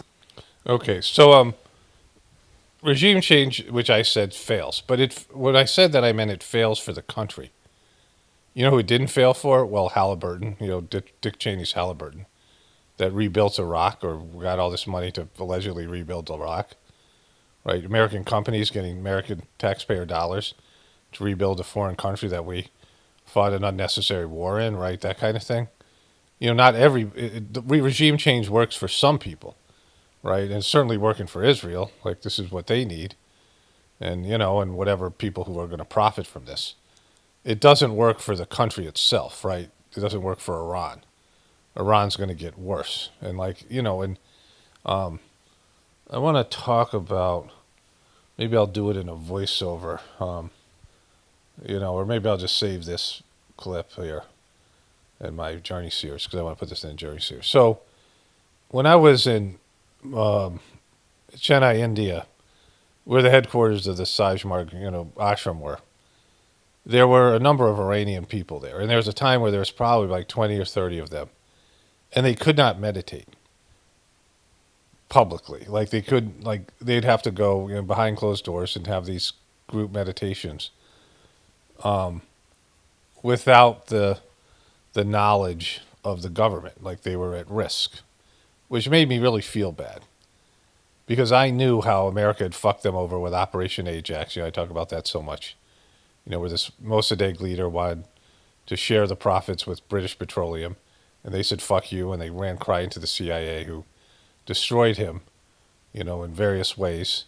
And he was a moderate, democratically elected leader, the kind of leader that they all say they want now, right?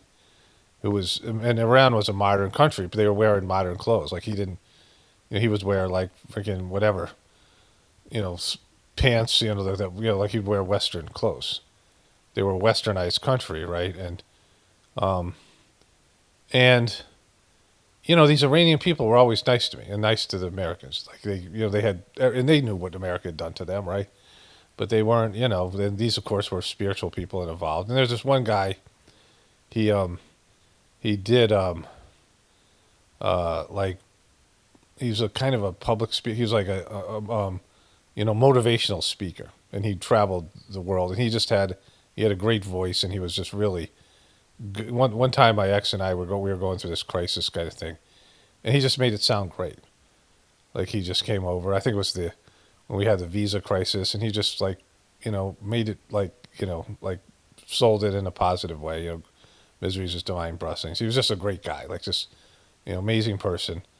And my daughter babysitted for their family, and just, you know, and I was really impressed by the Iranians. Like, I got along with them most, I mean, the ones that I knew, and, you know, like, and they were interesting people. And they didn't wear any head coverings or anything like that, because they didn't have to. Like, these were modern people that we fucked over their country years ago. America broke their fucking country. And the leadership they have now, you know, we put in a puppet government. And so, you know, they've suffered because of America. Now they're suffering again. They've done nothing to America. There's nothing there. And, like, so, you know, for this thing with Trump and this piece of shit, I mean, he lied to his people, which of course he did. I mean, he was never fucking about you guys, right? He was never about the fucking MAGA people. And I told you, like I said, this is what Trump is. And this is because I saw him on The Apprentice. He is a selfish, narcissistic, demonic person who was very entertaining in his first term, because he wasn't hiding his bullshit, but he was never going to be the guy that these MAGA fucking dopes desperately thought was going to, you know, to believe what they believed. And he's one of them. He's taken advantage of people like you his whole life, of people like the MAGA people his whole life. You know, independent contractors and things. He steps on the little guy to get ahead, and still goes bankrupt because he's a fucking moron, right? Like, he, you know, so he screws people over, and then still, you know, and he's broke, and he's cheap, and he's just fucking just the worst person, right? False. He is starting wars. risking wars, because there are some countries like...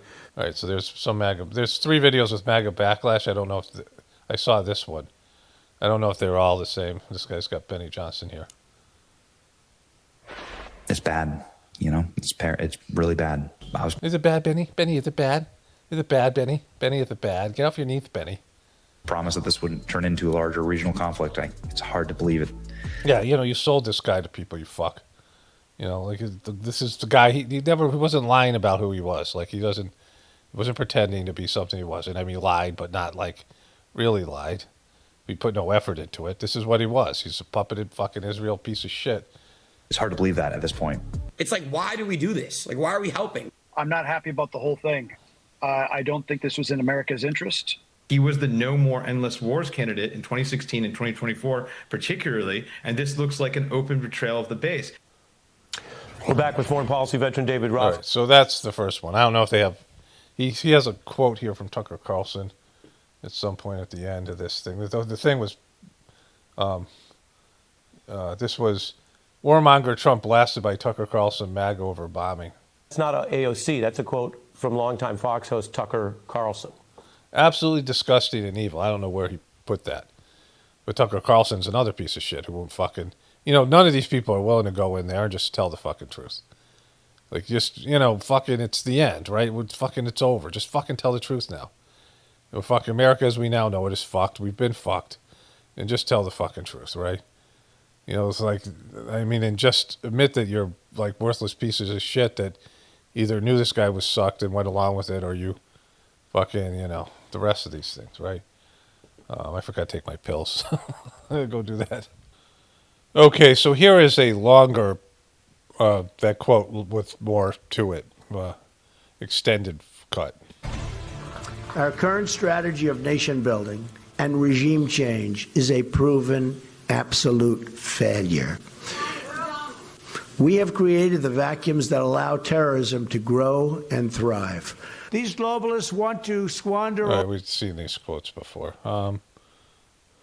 With them and to them before, and he'll undoubtedly do it again. You know, like fucking... But, you know, this is what I was saying. Regime change doesn't work. Here he has an argument with George W. Bush.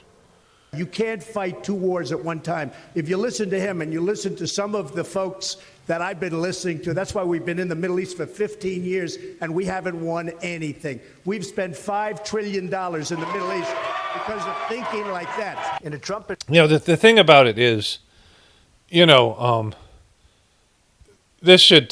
Those that like that fucking lightweight Benny Johnson that... You know, these other, you know... closeted gay Republican dudes or whatever, these pundits and all these people, Tucker Carlson, all these people. Trump is saying to you right now, I lied to you, I'm a worthless piece of shit. Like to all the MAGA people, I was telling you what you wanted to hear. I was never about you. I was never about America. I've always been about myself. I'm doing what's best for me, or for whatever reason, the motivation that he's doing this. That's what he's saying, right? Because... You know, we know now for sure that these wars don't work. These regime change wars, right? Like there's, you know, all the countries that happened. Libya is a mess. You know, Iraq is a mess. Afghanistan's a mess. Like all these places got worse. And, you know, we knew before that, but like now the public knew it because, you know, the things that were done, regime change, a lot of them were done. You know, there's that guy, whatever his name is, you know, he talked about how they kill countries, right? Like he called himself like an economic assassin or something like that, or you know, some kind of hitman. I can't find the thing. I'll find it. I have the stuff.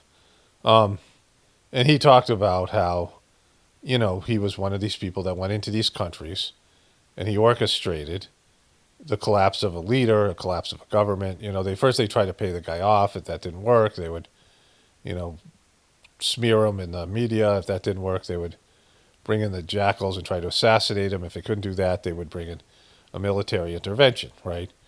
You know, a lot of these smaller countries that are in South America, a lot of these, you know, these countries that are out of the, you know, loop, so to speak, abstract countries that no one thinks about, you know, this is how they would change leadership, right? This is what they've been doing for years. And they knew it didn't work. Like, they knew what happened, how CIA kills countries. There's videos about this. And you can, look all that stuff up, but I think you pretty much get it. And so until we saw it being done in succession, when we've seen what's happened since then, and, most Americans don't give a shit about these other countries and other people. And they don't realize that when you make people suffer as a country, that comes back to you. Like, America has to suffer the consequences of destroying other people and, taking their resources, all the things that we don't know, we kind of know, but we don't know. We go to the grocery store and we see food grown all around the country, and we go to Walmart or, these stores where there's imports of Chinese shit. We have these slaves over there. They're making our shit for us, that, Chinese slaves and, slaves in these third world countries that make our phones and our, clothes and things and sweatshops and, and we turned a blind eye to it. But when you hear about what takes place there, they have these suicide nets, outside these companies where because people are jumping out of the fucking windows trying to escape. They get locked into these buildings. They have these workers that work 16-hour shifts, and then they have these little rooms full of beds with like little, areas like their own little cubicle, right? Like, it closes up and they go to sleep for 8 hours, and then they have to go back to their slave job, right? I mean, that's, and that's where your shit comes from, your cheap stuff.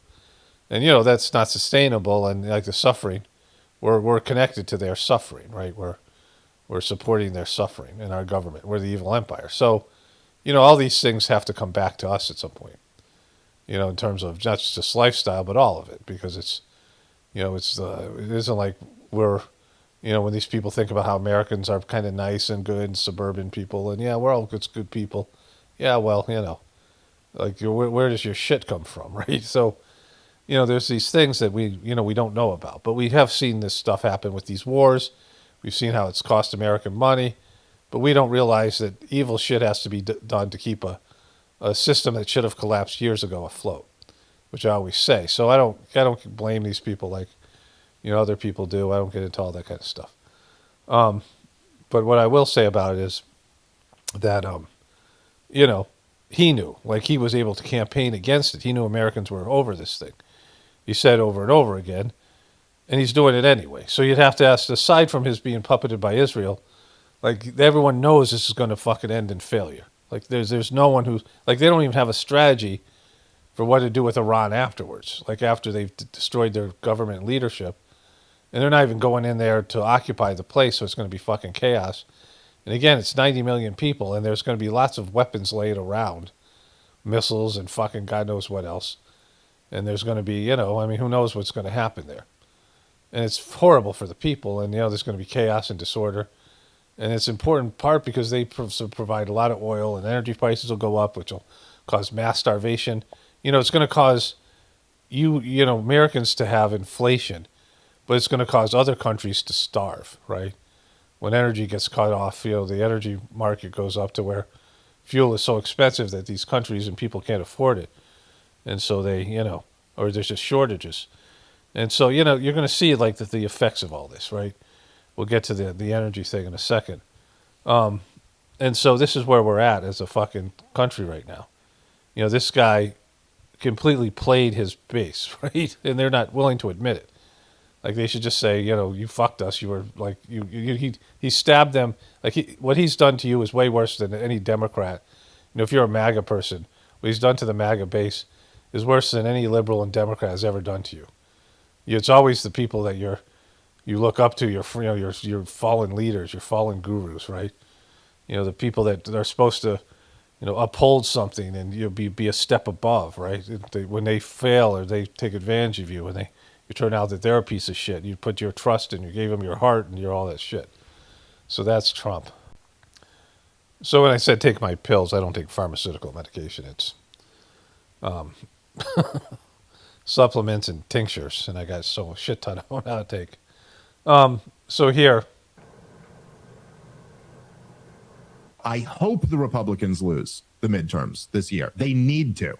For the country, they need to be destroyed, and no one from this administration can be supported in 28. J.D. Vance, Marco Rubio, Tulsi Gabbard. She hasn't resigned yet. Tulsi Gabbard. Dude, the no war with Iran shirts that she was selling. How much money you make off those shirts, Tulsi? How can you not return that money? No Here's the war shirts with, oh, there here. it is. No war with Iran T-shirts, and that is at Tulsi Gabbard, Gabbard. Yep, that's her. No war with. All right, so I don't know if there's anybody else here. There's not. So the MAGA people are feeling what they hit. He's not MAGA. Whatever his name, Josh. What is his name? Dave Smith. But they didn't post him talking about Israel because that's his big thing. Okay, so I saw a video yesterday, and I'll go copy it if this isn't it. Maybe it is. I don't know. I think it is. Either way, this might cover it. I want to get you this hour to Nick Robertson, who is in Riyadh in Saudi Arabia. Who's this dude? Where, Nick, the Defense Ministry has just released a statement that 2 drones were intercepted and destroyed at one of its largest oil refineries. Nick, the Ras Tanura refinery is hugely economically significant. What do we know at this point?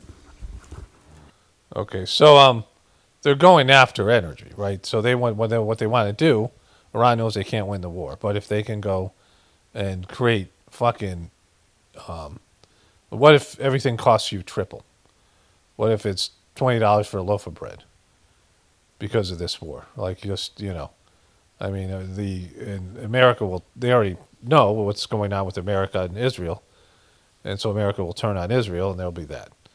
And who knows where that'll go to, because people will be pissed.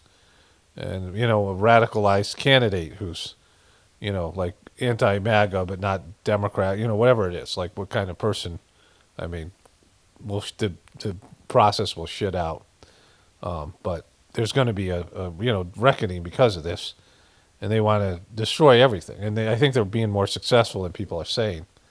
They're going after all this stuff here. And Europe in the red today, and of course US futures are pointing to a very difficult day ahead for Wall Street. But I will focus on oil, which you've mentioned, which is what all investors really are looking at today. That global oil prices, Brent, which is the global benchmark, rose as much as 13% this morning, which is an enormous jump and really reflects the anxieties that traders have about whether or not global oil trade will be disrupted through that all-important Strait of Hormuz, that tiny waterway through which... All right, so, there was a thing where they said it was going to go up by the price of oil is going to go up by $5 to $10 a day over a period of time. And, prices, you're going to have record high gas prices, which will fuck Trump, right? Like that'll be, then that'll lead to food increases and just all that shit. And then, you're coming into the summer. Like he's done. And, whatever happens here, there's going to be something. There's going to be an outcome that's going to affect people economically here in America, and then the destabilization over time. Like you're going to get there's going to be a sticker price for this thing, right? 10 years, are we going to have troops on the ground? Like what's going to happen? Like how that's going to affect everything? Like, when there's just, less things in the grocery store and they're all more expensive or whatever it might be. There's going to be prices that people pay where they're going to be like, well, I didn't want this fucking war, you piece of shit, right? All the MAGA people fucking feeling like fools like they did all those fucking, those Q-tards, the fucking morons when Trump fucking bailed on them after January 6th. And they were all like, oh, I guess it's not going to happen. And Trump lost. And they were like, fucking. So, like this is happening. I'm not going to show you this other thing. I'm just, tell you what it said. But that's what they're talking about. Like this is a consequence. And there's going to be real consequences. And I don't know how, apparently Iran has a lot more missiles than these people have ways to protect from them. So, I don't know if they're going to, when they're going to unleash them all. I think they're trying to bomb and keep them from, there's a big country. So, but like they can hit some of these other countries if they start hitting oil refineries, they close the Straits of Hormuz. What if 50% of the energy is not available? And these countries start suffering like next winter, like these things when Europe is freezing because of, and all these things. Like you can just disrupt it for a little bit and it fucks the whole system, right? because there's so much energy being used now that if there's a, just like with famine, you can have one failed corn crop and people will starve for years because there'll be no reserves, and then you get behind the eight ball. And all these poor countries and people starving there. You don't know what you're going to do when you do something like this.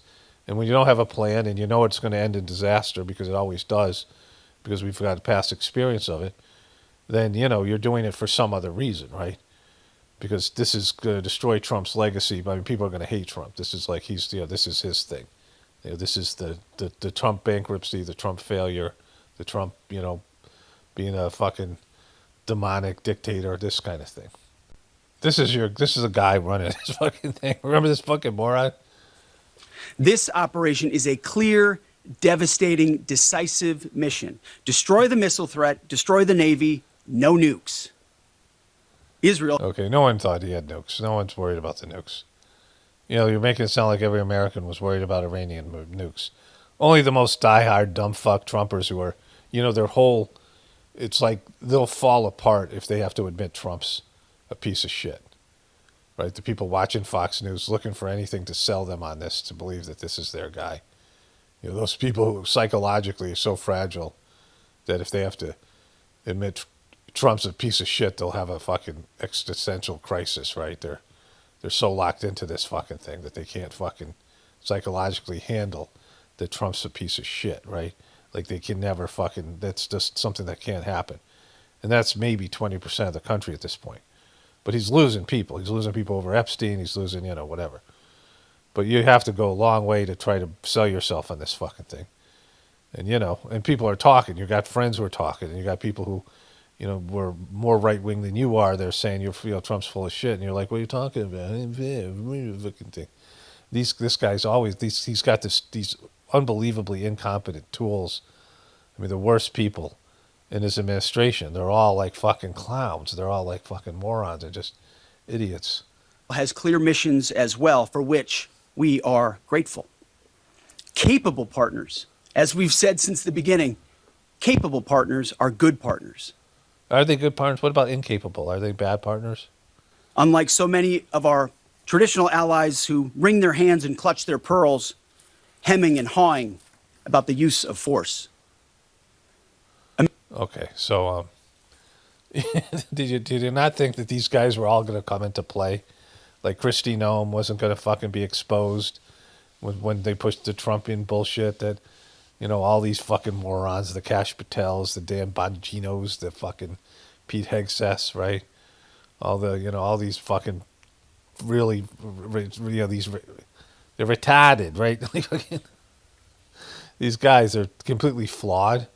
Yes men that they weren't going to be, at some point out in front and with really important shit. And, Elon Musk and all that shit with Doge, like they weren't going to be exposed, these fucked up people doing fucked up things for Trump, that they were going to fold under the fucking pressure of like their failure, right? These people who can't fucking perform. They're not competent. They don't know their jobs. And they're just yes men for Trump. They don't push back against his fucking whimsical behavior, his dictatorship, that these guys weren't going to completely collapse, when the time came, right? So this is the Dubai airport.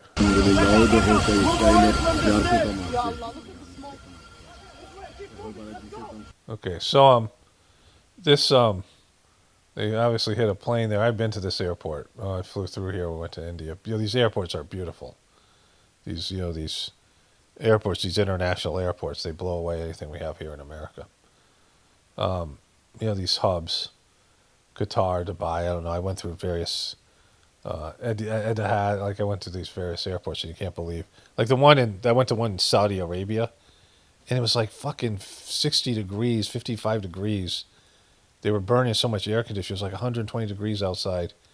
And they were keeping the airport like it was cold. We had a 12-hour layover. My family and I were freezing.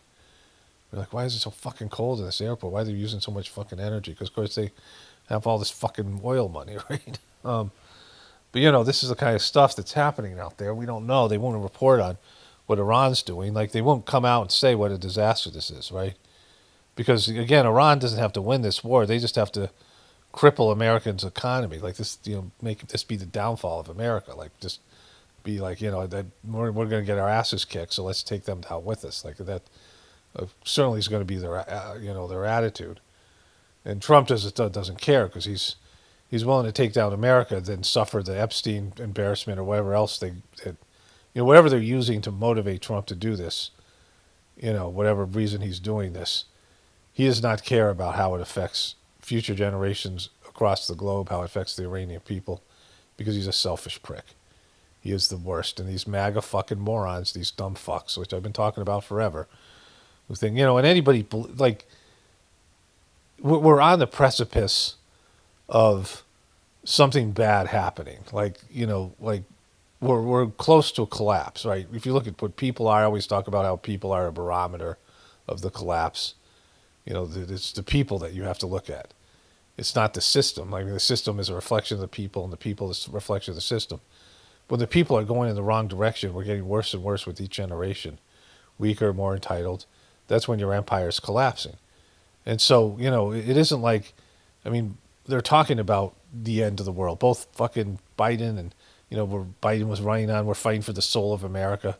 Trump's saying if Biden got elected, the world would be destroyed, like this kind of thing. We're talking about destruction. Elon Musk coming in and saying we're going to be bankrupt if we don't do something soon. There's real economic crisis here. There's, the debt is too heavy. There's plans in place for, for a reduction of lifestyle, new world order shit, all that stuff, right? We've all known about it. And so when these things happen, they're not going to have a happy ending. They're part of the collapse of the system. To what degree and how long it takes, that's just, whatever it is.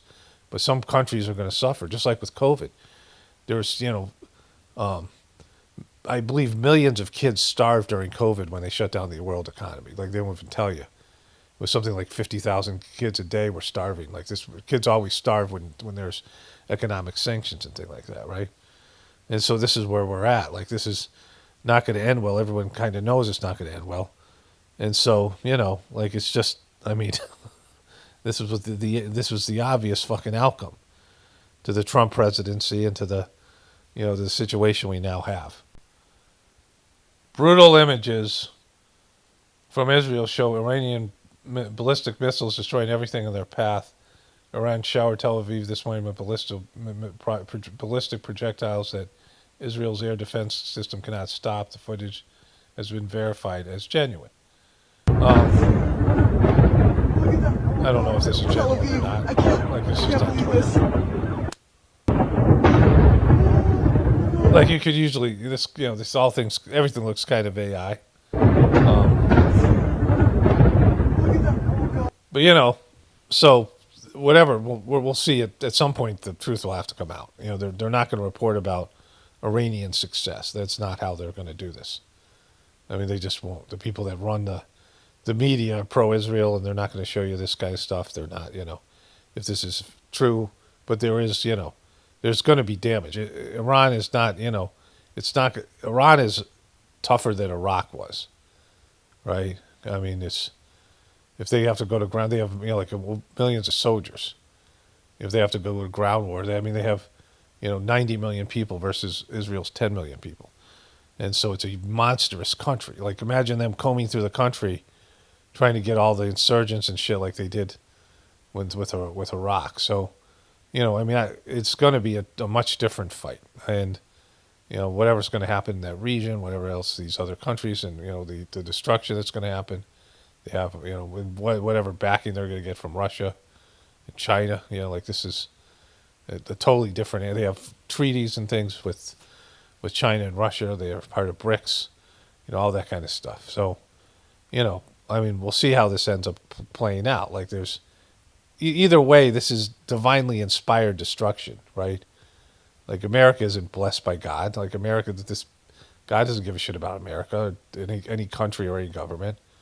In fact, the opposite. Like, America is a detriment and a blockage in our religion and our culture to people connecting to God. Like, it's running away. America and the West is running away from God, like many of these other countries. So these systems have to come down, right?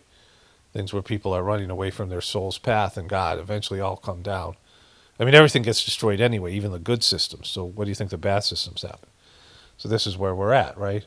Here, Gronk said this video is authentic citizen footage shot this morning, March 3rd, 2026, from a Tel Aviv area balcony during Iran's latest ballistic missile barrage. White contrails are interceptor missiles, orange, black plumes are impacts, explosions over skyline. Matches verified reports from CNN, Al Jazeera, Reuters, Times of Israel. The IDF statements on ongoing strikes amid the Israeli-Iran war. Not AI shaky handheld cam with real physics consistent with dozens of similar clips. Israeli authorities restrict sharing certain impact damage videos under wartime military censorship rules to avoid revealing precise hit location, air defense positions, or intel that could help Iran refine targeting standard in active conflicts. You know, so this was a real video here. Tel Aviv, I can't believe this. Look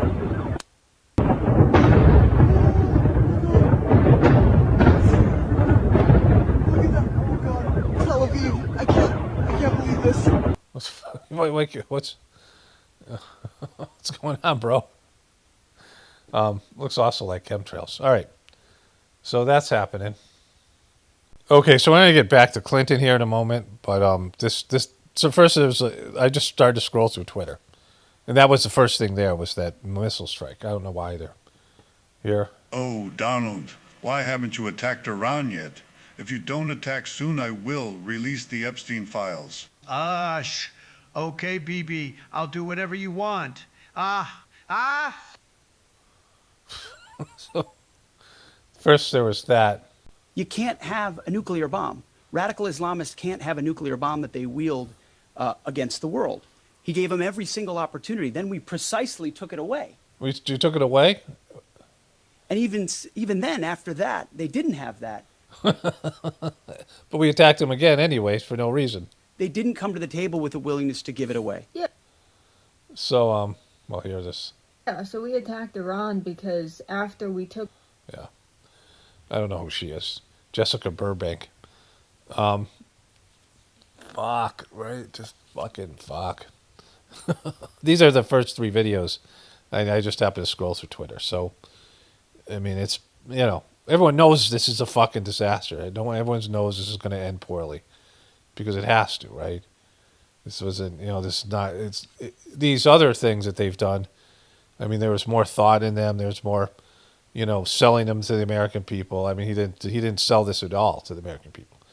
You know, they did, you know, minor little things that they said, but they just they mobilized their forces and went in and just said, fuck you, we're going to, and life as you now know it, right? We're going to destroy your lifestyle.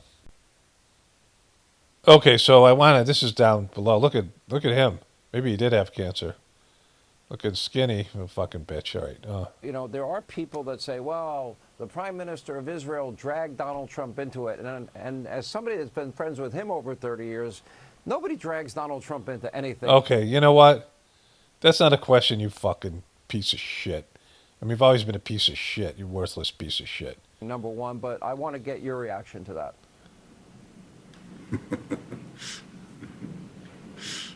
Well, you're right. I mean, that's ridiculous. Donald Trump is the strongest leader in the world. You know, there are... Fuck. Jesus Christ. I mean, they're even having to deal with that, right? Like, because fucking, their viewers, even their dumb fucking Fox News viewers, you know, like even their dumb fucking Fox News viewers are seeing through this, right? The dumb fuck, you know, the most dumb fuck people out there other than the dumb fuck Biden people. So they released this thing here, this testimony of Bill Clinton, a bunch of shit, you know, which, you know, Bill Clinton is totally irrelevant, right?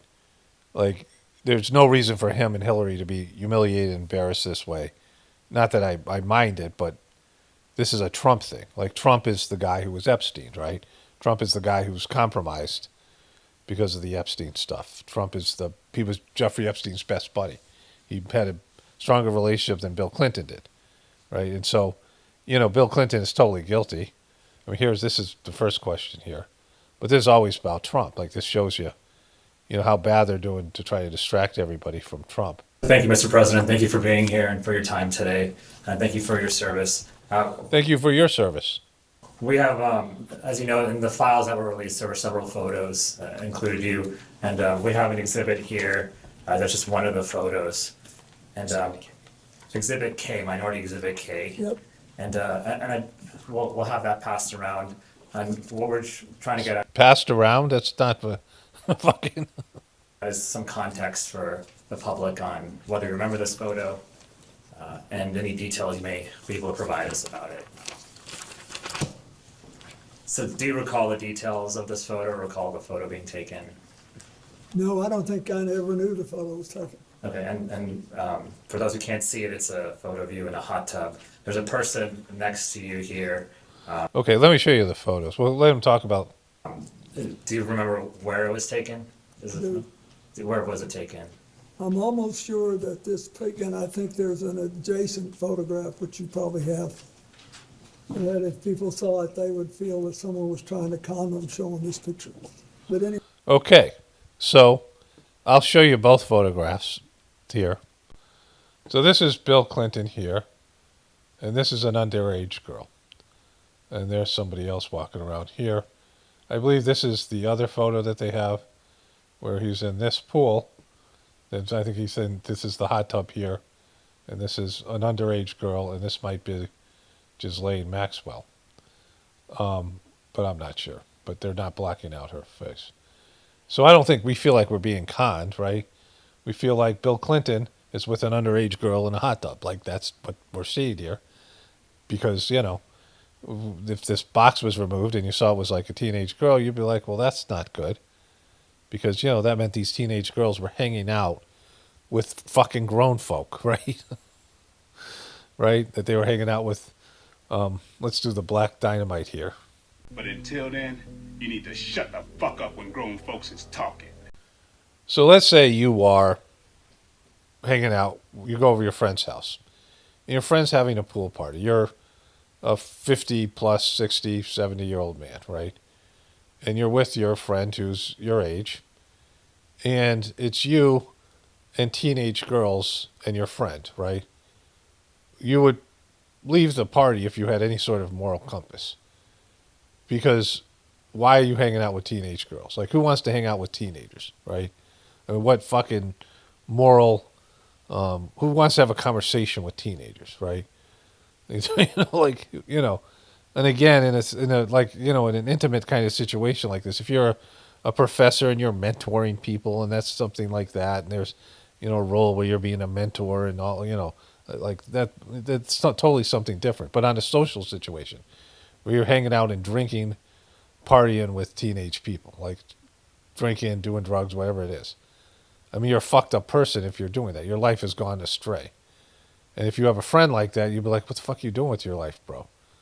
You know, again, underage girls, but even if it was like 20-year-old girls, you know, it's a generational difference. Like, it's, you know, and as you get older, like, you know, I mean, yeah, mentorship aside, it just reminds you of that period of your life, right? I mean, it's, you know, like as you get older and you sort of, I mean, if you've lived a good life, like I you know, I kind of get life now. I understand life now that my body's going south on me. Like, I just feel like I'm a competent person.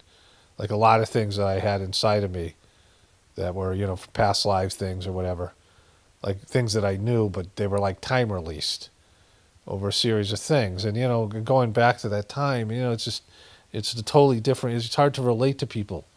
And then these generations are so different. You know, it's just a weird thing.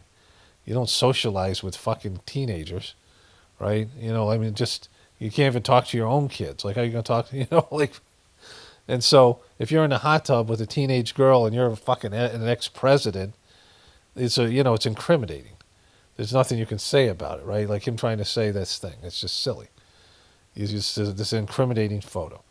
But still, this isn't about him. This guy's a frail, beaten, fucking, you know, on his way out. I mean, death-wise, irrelevant piece of shit, right? Where Trump is starting World War III, and he's much more implicated in Epstein than Bill Clinton. Okay, so Bill Clinton is the least credible person on this because of Monica Lewinsky, right? And all of that. Like, no one trusts this motherfucker. I mean, Trump is less credible, but, you know, Bill Clinton is as you know, Bill Clinton. Did you ever witness Mr. Epstein receive massages from young women or girls? Not that I recall. Not that I recall, because he's worried there's a photo of him in the room or something. Not that you recall, like you wouldn't remember a 15-year-old girl giving the fucking Jeffrey Epstein a massage. You wouldn't remember that. That wouldn't stand out to you. That would make you, you know, like shit like that happens to me all the time. How do I fucking know, right? You know. Did Mr. Epstein ever discuss sexual acts of any kind with you? No.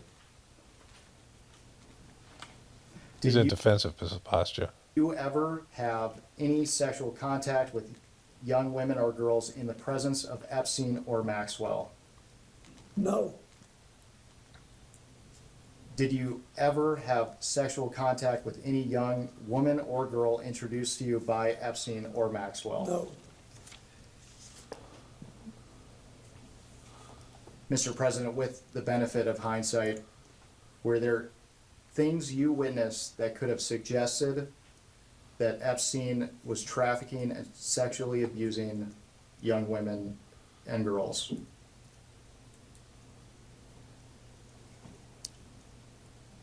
I do not believe so. All right, you know, what about like, were you ever like in a hot tub with? Let's go back to that other one, the original one. So back to the hot tub. But anyway, this picture was taken in Brunei. And we flew one night on a trip to Asia, the last very long leg. You said we, is it, who is that including? Well, my TIL team that was working Thank you. on the AIDS issue, and Mr. Epstein was there, and Miss Maxwell. But anyway, we got to the end of the flight was Brunei. It's a tiny place, but a very wealthy one, and the Sultan of Brunei was a man that I had gotten to know well in my 8 years as president. And his first involvement with international matters was basically to join the Asian Pacific Economic Leaders Conference, which I started Okay, good stuff. either at the very end of my term or maybe the next year I'll use the pool. So I did, and then I got out and went to bed exhausted. Just for the record, there's another picture that also shows this as part of the larger pool area. Do you all have that so that he can refresh his recollection with respect to that? We should have it. It's quite enlightening. If you watch this, Yes, it's noted. it'll Yes. give you a different feel. Thank you. Gives you a different feel. We don't have it with us right now. Okay, We do thanks. I just have wanted it to as make well. sure he knew the And so context. were there other people in that pool or hot tub with you as well? I don't think there's anybody in the hot tub. I didn't forgotten that there was anybody in the hot tub, but it was big, but it was about. Well, there's He's asking in the pool It appears area. this photo, there's a girl over here, or there's someone. Yeah, I don't know who that is. But he's also asking in the pool area were there other Yes, individuals? I don't know who that is. Okay, so So you didn't notice a teenage girl next to you? I don't even know. I don't remember. This is what it's that teenage girl. I don't even know. Why would I notice that? Jesus fucking Christ, right? So you didn't notice the teenage girl next to you, bro? you don't know. No, and then there were other people in the pool. Okay, so do you remember who, were they under 18? Would you No. know? No. Were they part of- Okay, so he'd be traveling with Secret Service, right? You know, I went to a spiritual gathering in Texas. It was kind of interesting because I did like a interaction with Kamlesh. He offered me popcorn, and like it was the first time I saw him as a spiritual. Like, oh, he's really in the central region. Like I had a reaction to his condition. You know, so this Kamlesh is the guy Dodgy who ends up being a piece of shit. But when I saw him in Texas, he came and offered me. We were waiting for Master Chargy to get off the plane. And when I was leaving there, I was just blissed out. Chargy came to Texas. There's a bunch of Indian Abhyasis, wealthy ones that are they had these kind of McMansions in Texas. One guy owned a hotel, and he, was the secretary of the mission.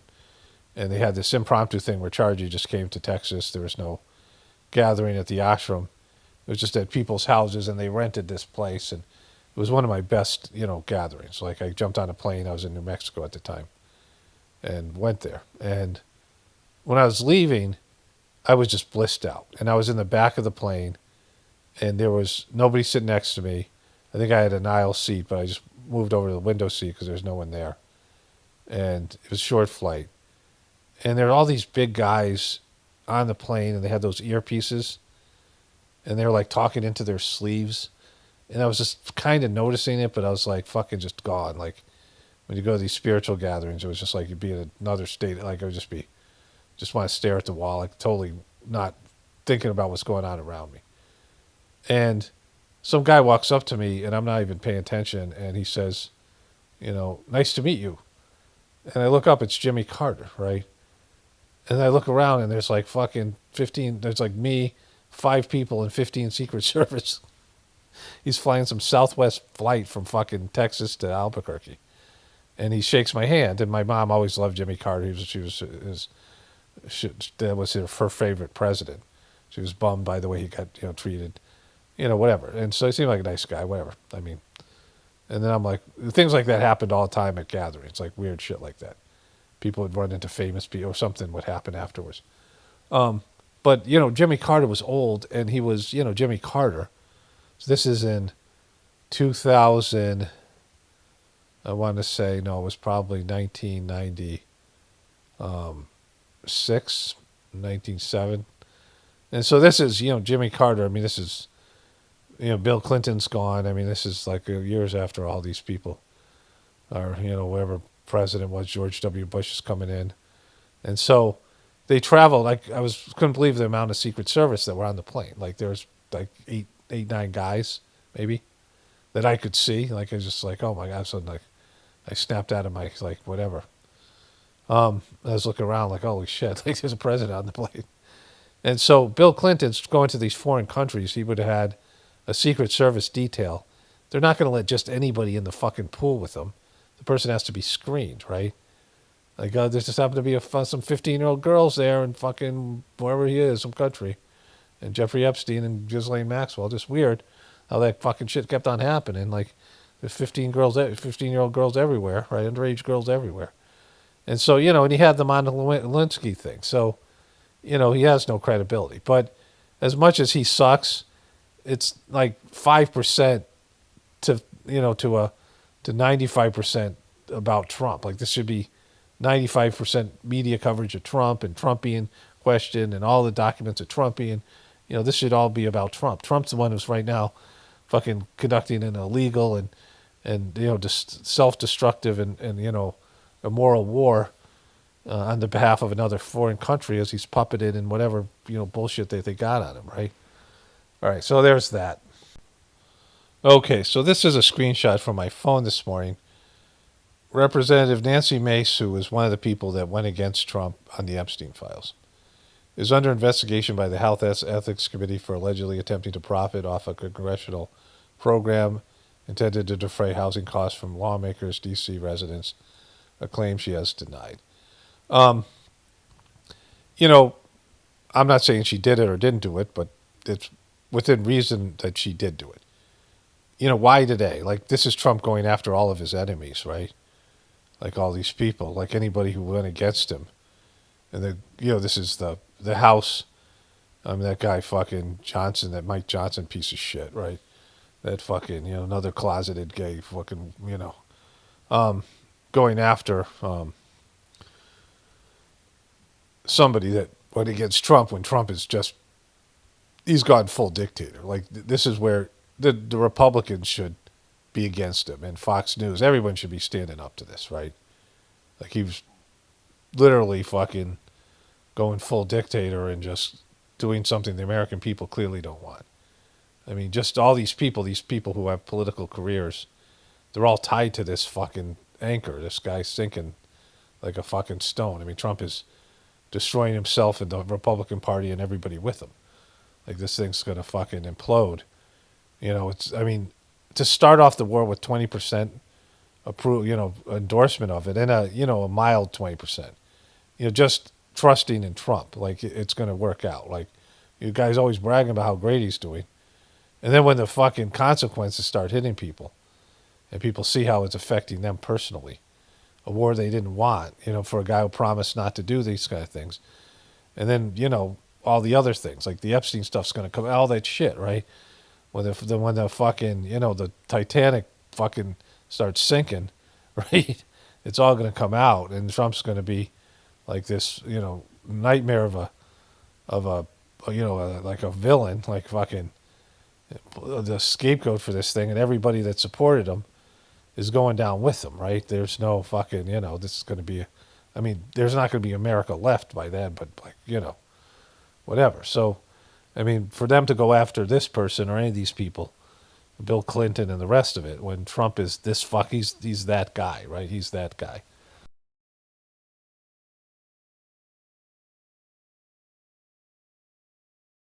Okay, greetings, brothers and sisters. Today is Tuesday, March 3rd. Feeling chipper today. I had kind of a breakthrough with my health. So I thought I'd detail this. I'll do it towards the end of the video, and then I'll probably read some comments if there are any. As you get older, your body, you can't do the same things you did when you were younger. Like, when I was younger, I could drink and use drugs and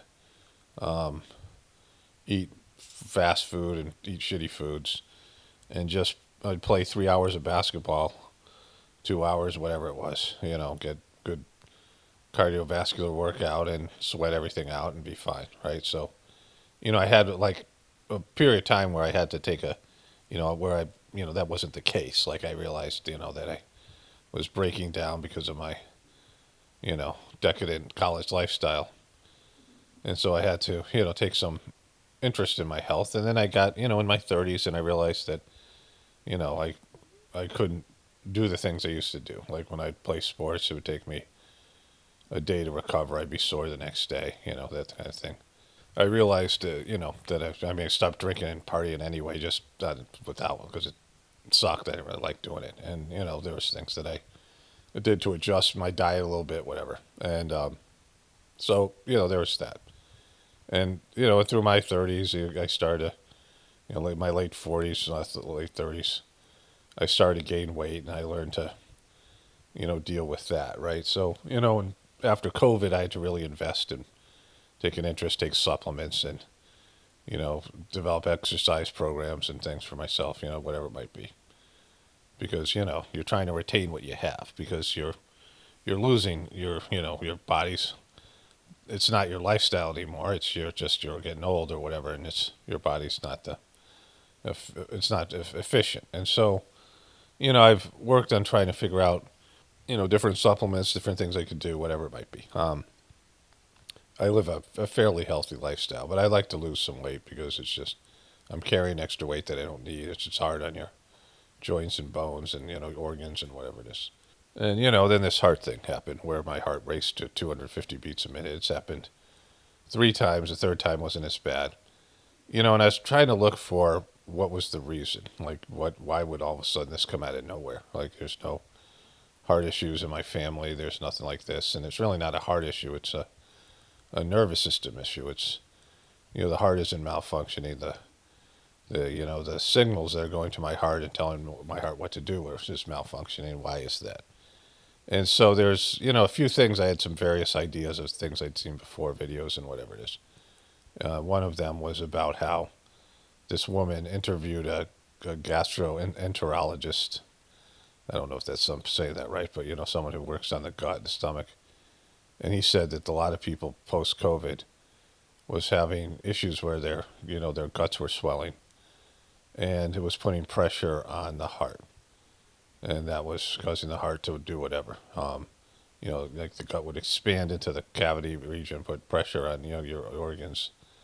And I knew that was happening with me, like that. I've had, when I had COVID, my stomach was swelling for no reason. Like, it wasn't, even if I didn't eat anything, and it was just a, bummer. And so that, was something, and also I've had some issues with acid reflux, and I thought I might have what's called a hiatal hernia. You have this, I don't know, a valve or something. You have something that stops the, where you swallow your food, and it keeps your stomach acid in your food in your stomach. And I was having issues with that. And sometimes that valve, your stomach can get pulled through a part of it and be above the valve, and like they call that a hiatal hernia, and they can pull that down, like chiropractors pull that down, and I had the chiropractor do that, and then he took some kind of a electrode device and started to send some kind of energy into my abdomen, which I'm still sore where that happened. That was like a couple of weeks ago, and since then my stomach has been tight and swollen, and like it won't stop, and I'm eating less and all these things. And I realized that my stomach, when I had the heart thing, my stomach was swollen all 3 times, and so I figured that was the catalyst of this thing, and also it was going into spasm. Like there was some spasms in my gut that felt sometimes like that was my heartbeat, and just all this stuff. I'm always looking for reasons why something happens. Like, is there spiritual benefit to my heart doing this, or is there some kind of thing that I have to change, and my whatever it might be. And so one of the problems I've had is that when I don't eat, I can't sleep. Like if I don't eat before bed, I can't sleep, and like I get restless. Sometimes I feel angry, like just for no reason, and I'm like I don't get settled. I feel like I toss and turn, and like I just can't go to sleep. And part of that is because my liver's, when you don't eat for a period of time, your liver uses that time to release toxins, and that's a good thing, and it gives your organs a break. And I've always felt like if I didn't eat at night, I got in this habit, and I started waiting tables, so I would eat dinner at like 10, 11 o'clock when I get off of work. I'd be starving after work, and I just like I have a fast metabolism, so I need to eat. Like I just and I get like famished, and like my energy level dips. And then I was did vegetarian. I was a vegetarian for 18 years, and that was harder too on that, because the food that you eat when you're a vegetarian for the most part doesn't stick with you, right? So, and then I started working to 10 o'clock at night, like when I was working in a treatment center. So like that kind of schedule continued, where I'd be up late at night, and like I'd eat dinner late, and it just habitually that happened, and I was always have difficulty sleeping if I didn't eat before I went to bed. And recently, when I've tried to break away from that, because I know that's when I've been able to not do that, that's when I can lose weight. And it's just I can't sleep, and like I said, I'll get restless, and just I'll be up till 4 a.m. before I go to sleep. It's like brutal. But last night I felt like I've been having like little almost these issues with my heart. Like I can feel my heart is going up to like 90. Usually my heart's around the high 60s, 70s resting heartbeat. And then I saw when I exercise, it goes up to 80s or 90s. But it would go up to 110, 115 sometimes. And, it wasn't going up really high, but it was there. And then, I felt the pressure from my gut and all these things. And I, last night I was like, if you just didn't eat at night, and I've been feeling full too, because my stomach's, it's when I eat a little bit of food, it's just bloating and whatever. So, I was able to just not eat. Like I had some fruit, like an apple, at like maybe 10 o'clock or whatever, something light, and or 9 something, and then I was able to just not eat, and like I got hungry for a bit. And then I got restless for a bit. Then I'm not hungry. Like if I go through that period, I've fasted before, which I like doing. I did like a 5 or 6 day fast, and I just and I felt benefit from that. I fasted various times. Fasting is a part of the Sajmark system. It helps you digest your spiritual work, and my meditations are always better when I don't eat. Like if I can.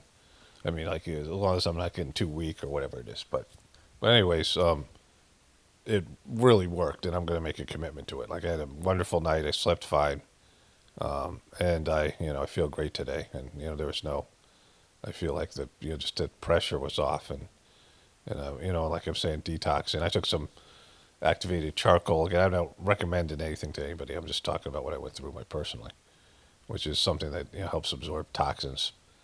And I'm committed to doing this, and I think it's going to help me lose weight. It definitely is going to relieve this heart issue and things like this. So, I just felt like so much better. And it took me a little while to go to sleep, but I had some restless dreams. So I had a really funny dream the other night. I meant to say something about it, and I can't remember what it is. Pretty vivid.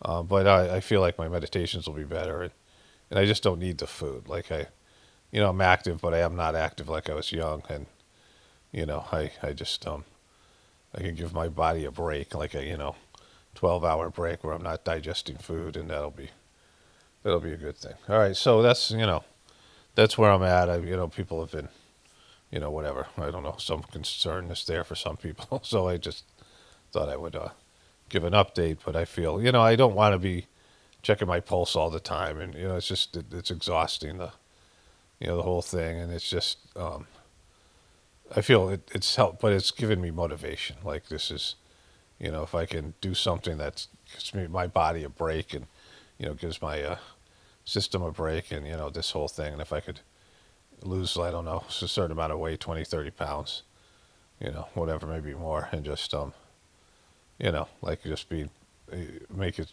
be more efficient, like get my body more efficient and this thing. Anyways, all right, so I think I'll wait and add some comments to this, and then I'll finish this video up. Okay, so I ate breakfast. I feel great. Like my stomach was, I gave myself a break last night. I feel light. I did exercises. It's just, my heart's doing great. Like it's all, it's all coming up Pauly. So, but I'm taking so many supplements, and now we're taking a lot of tinctures. My wife has been making tinctures. And, tinctures is just a way to extract the nutrients in liquid form. And, I wanted to say, when I started doing the meditation, I had these spiritual experiences where I realized it was a burden having a physical body. I could feel the weight of my physical body, right? Like just there's these times where, when I got married, I drove across the country. When my first trip to India, I went from Massachusetts to New Mexico. I was being made a preceptor in New Mexico. There's nobody there. There was a hotbed for spirituality, like for that kind of thing. That there was, and didn't really take there, but I don't know what there is now. But of course, everything's fallen because of Dodgy being a piece of shit and all this stuff. And so I drove across the country in a Toyota Tercel that I had purchased. I was doing payments on it, and it didn't have air conditioning, which sucked. I was driving like in the summer, and towards the end of summer, and all my belongings fit in the car. It was packed pretty full, but there was, everything that I had was in the car. And when I left New Mexico, I don't know, like 5 years later, whatever it was, I was driving a 26-foot rental truck with 2 kids in the cab of the car, and my ex was in the back was driving a minivan following us, full, both things completely full, with 2 more kids. And she was pregnant with with 5th. And I was like, holy shit, like I had this moment of almost like panic. And I could feel the burden of having all that shit, all that stuff, and all the things, At heart, I'm kind of like a minimalist. Like I feel the burden of, people have a lot of things, wealth, kingdoms, all these things. It's just more shit to worry about, right? There's more things you have to maintain. The more land you have, the more everything it is. And it comes with you have to maintain everything. Like if you have a half an acre lot, you have to maintain that, cut the lawn, whatever. You have an acre lot, it just takes twice as long. And then when you have more and more, whatever it is, you have to manage it, right? You have to come up with a plan. You have to, there's maintenance, whatever. You have one car, you have the maintenance of one car. And you have to drive them. You just can't leave them sit there. People have, these rich people have 10 cars, and, like you have to drive them. You can't just let them sit there for 5 years, and you have to get the oil change and all these things. They just sit there, things need to run. They need to, these things, right? They need to be used. These things are, they take time and energy to maintain. And this is, the more things you have to think about. Like your consciousness has to expand to think about all these other things, right? So, so anyways, I became aware of the heaviness of a physical body. Like when I started to meditate and get in contact with the soul and the spiritual aspect of my existence, with the causal body that creates your physical body, and I had these spiritual experiences. I started to realize what a burden it was to carry a body around. At times, like it wasn't constant, but it was there. And then also feeding the body. And for me, I would get famished. Like I would need energy. Like I would burn through energy. I could never put on weight. Like when I was lifting weights and I wanted to get stronger and bigger, I got stronger, but I couldn't put on muscle. I couldn't put on mass. I couldn't gain weight because I was burning through my calories too quickly. And when I went to India, I got some kind of parasites. I was down. I usually was around 180 pounds or something. Then maybe I got up to 190. I'm about 6'1", and have large, bone frame, whatever. But I just couldn't put on weight. And I don't think I put on weight till I was in my 40s, like the late 30s maybe, for a brief period of time. But, I just was always burning through my food. And so, I became aware of like the meals and constant, having to cook and think about food and, plan. And, as you get older, I'm taking all these supplements now. You just get more and more where you have to carry like a whole thing of supplements, like it's just, I have to plan out. I pull all my pills and stuff.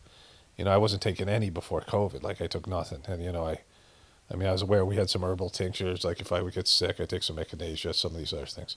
I miss the youthful days where I could just go sleep on the ground, like, go camping or whatever it was.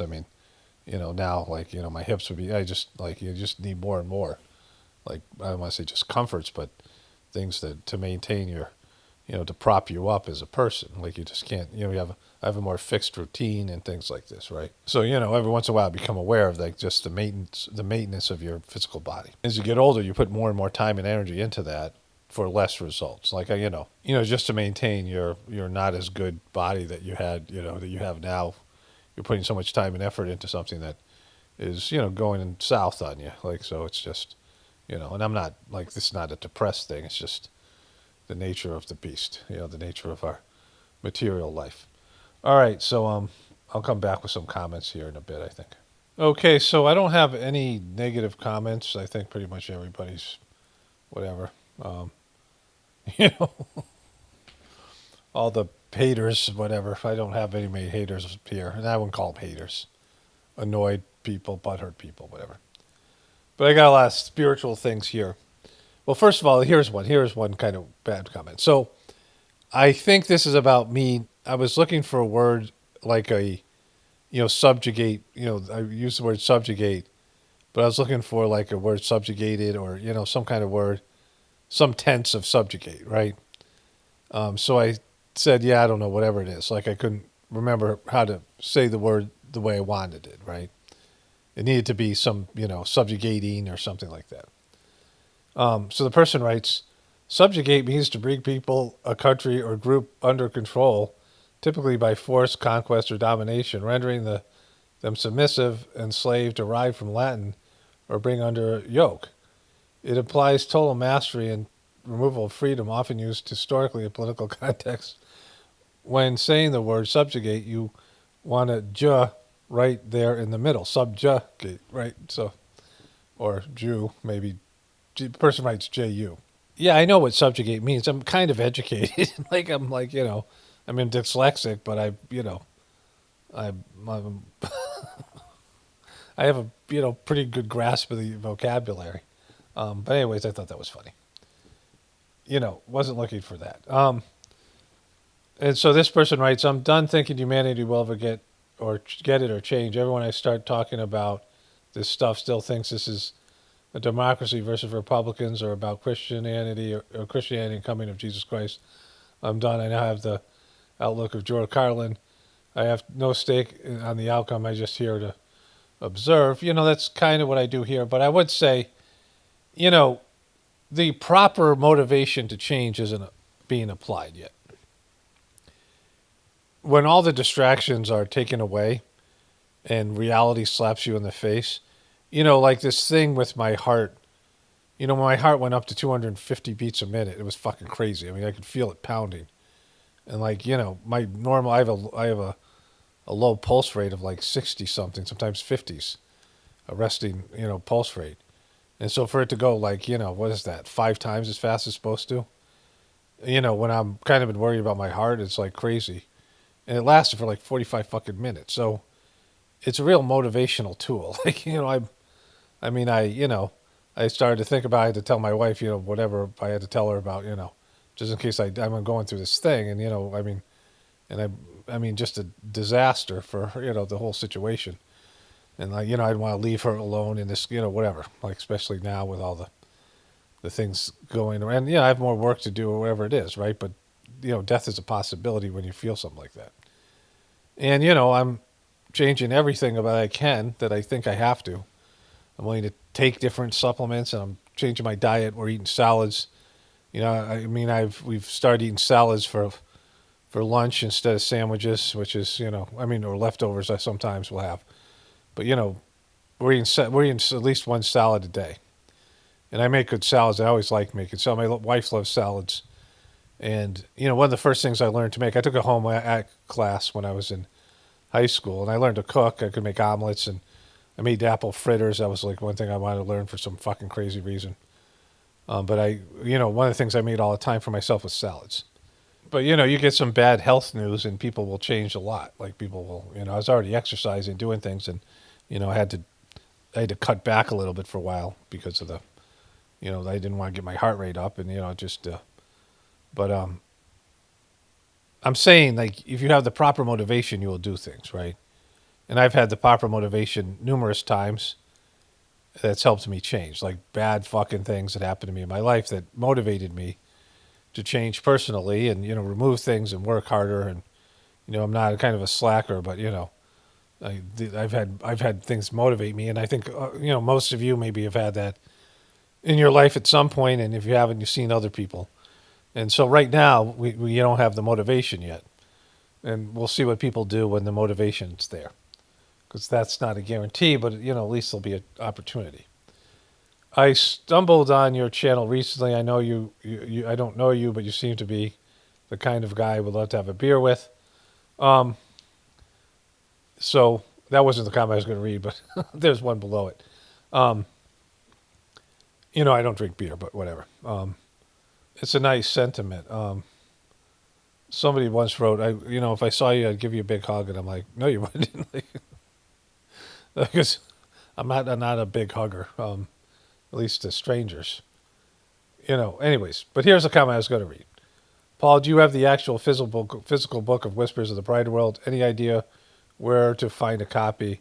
Could you possibly make a private group and share photos of some of the prophecies in the book? Obviously, you would not be selling it. We're like lending it to a friend via photograph. I'll make a video showing the book at some point. In fact, I've done that in the past. There's some videos I have on there.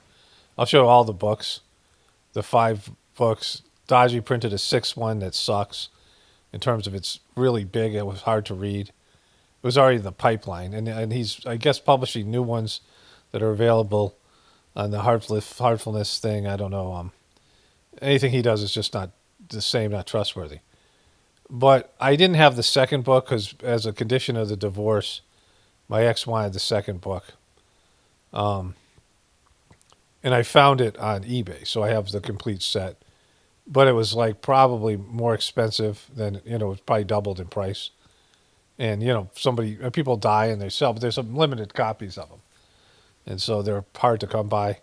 There's the books of Babaji's, where he talked to all these saints. There's 4 books put out by Dodgy. I don't know where you can get those. They were, they closed down the website. But like all these books, if you look for them, I look for things online all the time, especially like DVDs. Like I have most of the books, and so I have a complete collection of this stuff. And I don't know how it'll be, but in terms of buying the book, I'll show a video of the book itself. But reading them online is just as good.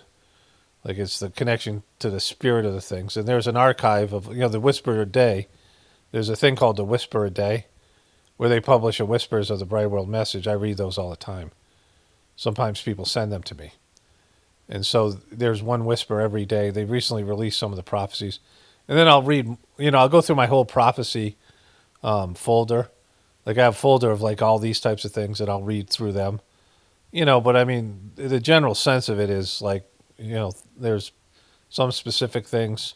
And you can, reread the ones that you can listen to the video. It's in every, I've read the main ones under the first book had the heading of prophecy. And there's probably, maybe 1,000 more messages or so that apply. Out of 20,000, maybe there's 2,000 messages that have something to do with this genetic mutation or some little tidbit in some of them. Some of them have like just a line, and then some of them are more, comprehensive. Truther ones. I mean, anything that like has truther stuff. So I'll read those all. Like, I'm just kind of wiped out by all the stuff. I mean, I feel good today, but I've gone kind of through it. So, but yeah, like, people will die and those things will become available. There's probably like 5,000 copies out there in the world. And, people, I think people really love them.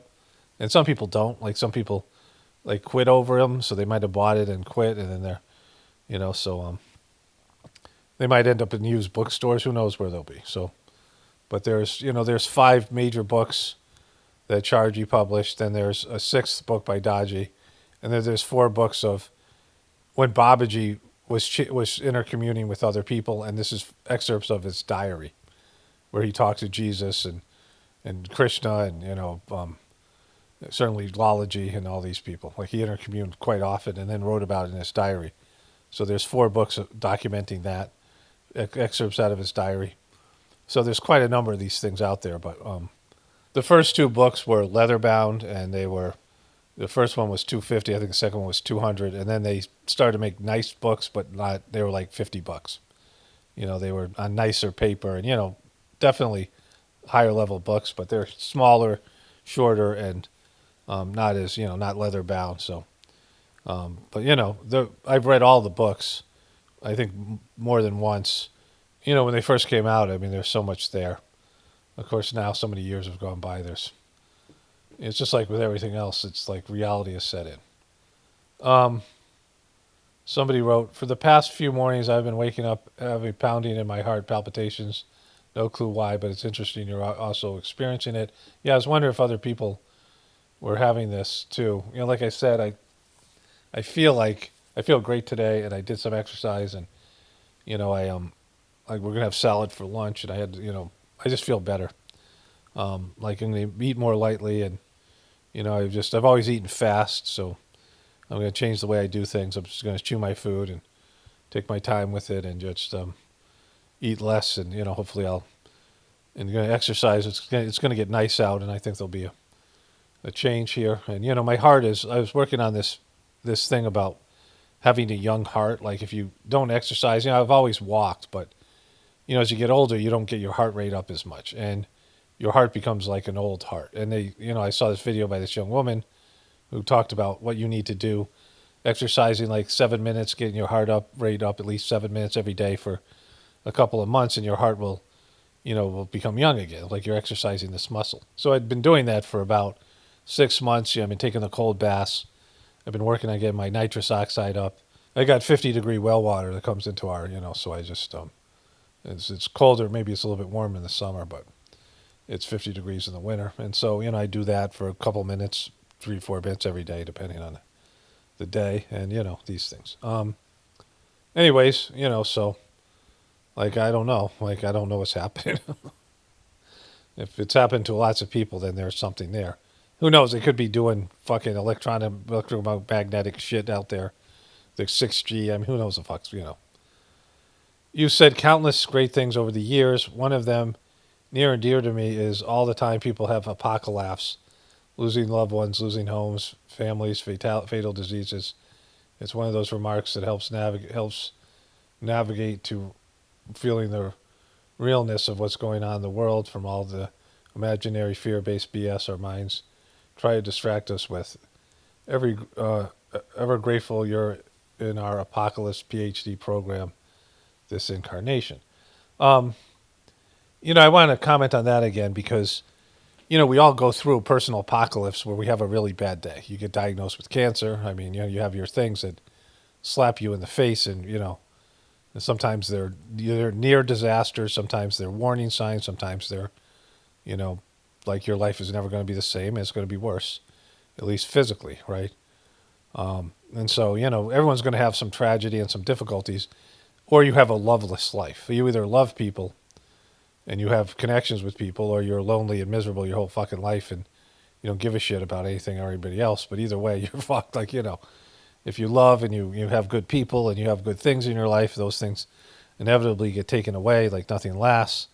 You can't take it with you when you die. And then, the loved ones and the things that you love eventually will change. And, these are all things that people go through, right? And there's, inevitable deaths. And so, that's part of life. It's just a part of it. And sometimes it happens collectively. This person wrote, when I first started Heartfulness, after learning about it from you, I found the Fremont Ashram in San Francisco Bay Area. I went there once with my kids when I got back from India when we were living in Utah. And we went there for the Chargy gathering in 2017. It's a bowling alley that a lot of rich people from Silicon Valley, Fremont's in Silicon Valley area. And we went to a park and I'm like, this park looks pretty cool. And then we walked over and there was a fucking ocean, a bay, there was San Francisco Bay, and we could see the Golden Gate Bridge. And I'm like, holy shit, we're right next to this fucking the Golden Gate Bridge here in some ocean. I had no idea where we were, but there was this bowling alley. And about 15 minutes away was this park. In the San Francisco Bay Area, I was paired with a preceptor named B, who was a very saintly woman. I started Heartfulness September 15th, 2021. Because of the pandemic, we met via FaceTime twice a week after my first 3 daily sittings. At about 3 months, my preceptor asked for my mailing address. I was surprised to get a UPS package. In the next couple of days, she bought me a gift of complete works of Ramchandra, set of books, in a beautiful display case. They're wonderful books. I practice with you on gratefulness here, Paul, but I often think of B and hope she's doing well. Wonderfully beautiful lady with an excellent soul meant for service. Thanks for all you do, Paul. Well, I don't feel like you need to cut yourself off from these people. I mean, for me, I have to. It's just, for all the reasons I've talked about. But, there are still saintly people that do Saj Mark. They just don't know how to deal with this. They're not truthers. They don't know how to navigate this. They have them. I mean, their whole family's doing it. There's all these things, I'm bummed by them, but, especially the ones that love Chargy. I'm sure they're all suffering to whatever degree. I don't know. I don't know. Each person's different. I mean, you have to. But you certainly don't have to. You can still stay in contact with these people. There was a preceptor that I was talking to, Rob, some guy I know. He was a little bit different. He was ex-military intelligence, some guy, something like that. And he was in contrast with the hippies, right? He ran security for the ashram, and no one thought we needed security, and there was no guns or anything. But usually bigger guys that were there. And I did security, and he got everybody like a sweatband, like a wristband, gold wristbands, and he put the mission emblem on it, and the mission emblem has a reverse swastika on it. So you had these big guys walk around with, maybe it was black armbands. I think I suggested gold. And, they were walking around with black armbands that, had this emblem on it that had a swastika. And the liberal hippies ambushed him. He said, we can't wear the armbands. I go, what if we change them to gold, Rob? He's like, no, we can't do it. But he was more militaristic in his approach. And a few people from the channel went to, get sittings from him. And he contacted me, we talked, and he was bummed by the whispers of it, by the Brighter Minds program, that whole fucking scam with the blindfold shit. And, I felt bad for him, and but But he keeps on emailing me, trying to. He texts me. He's got my phone number. But I don't have many people have my phone number. And he texts me, and he's like, trying to get me to, to think Dodgy's better than he is. And I'm like, dude, just stop. Like, it's never going to happen. Like, it's, you guys should be learning from me. But, I mean, I cut myself off from most of these people because of just all of it, right? Like, because for them, I must, I have to be a piece of shit because I'm turning on the master, whatever. But I'm sure a lot of them have mixed feelings. And then this one here. Paul, this war is going to be the end of Israel and the United States. Iran is destroying everything in the Middle East. That's a comment I read yesterday. And so I looked into it. And, it's hard to say because they're not telling you. But I think that's very highly possible that Iran is going to do significant damage that's going to have global energy and economic impact that's going to hurt everybody and turn people against America because, like this is the consequences. And, Iran, you're not going to be able to blame Iran because there's going to be nothing left. And America's, they're not happy about America for various reasons. And, they'll turn towards China. Whatever it happens, this is going to be bad. All right, so I guess that's it. Let's wrap this one up here. Only spirituality will save this world. It's Paul Romano, definitely pointing from the Apocalypse. And the Ascension. Everyone have a blessed day and be grateful.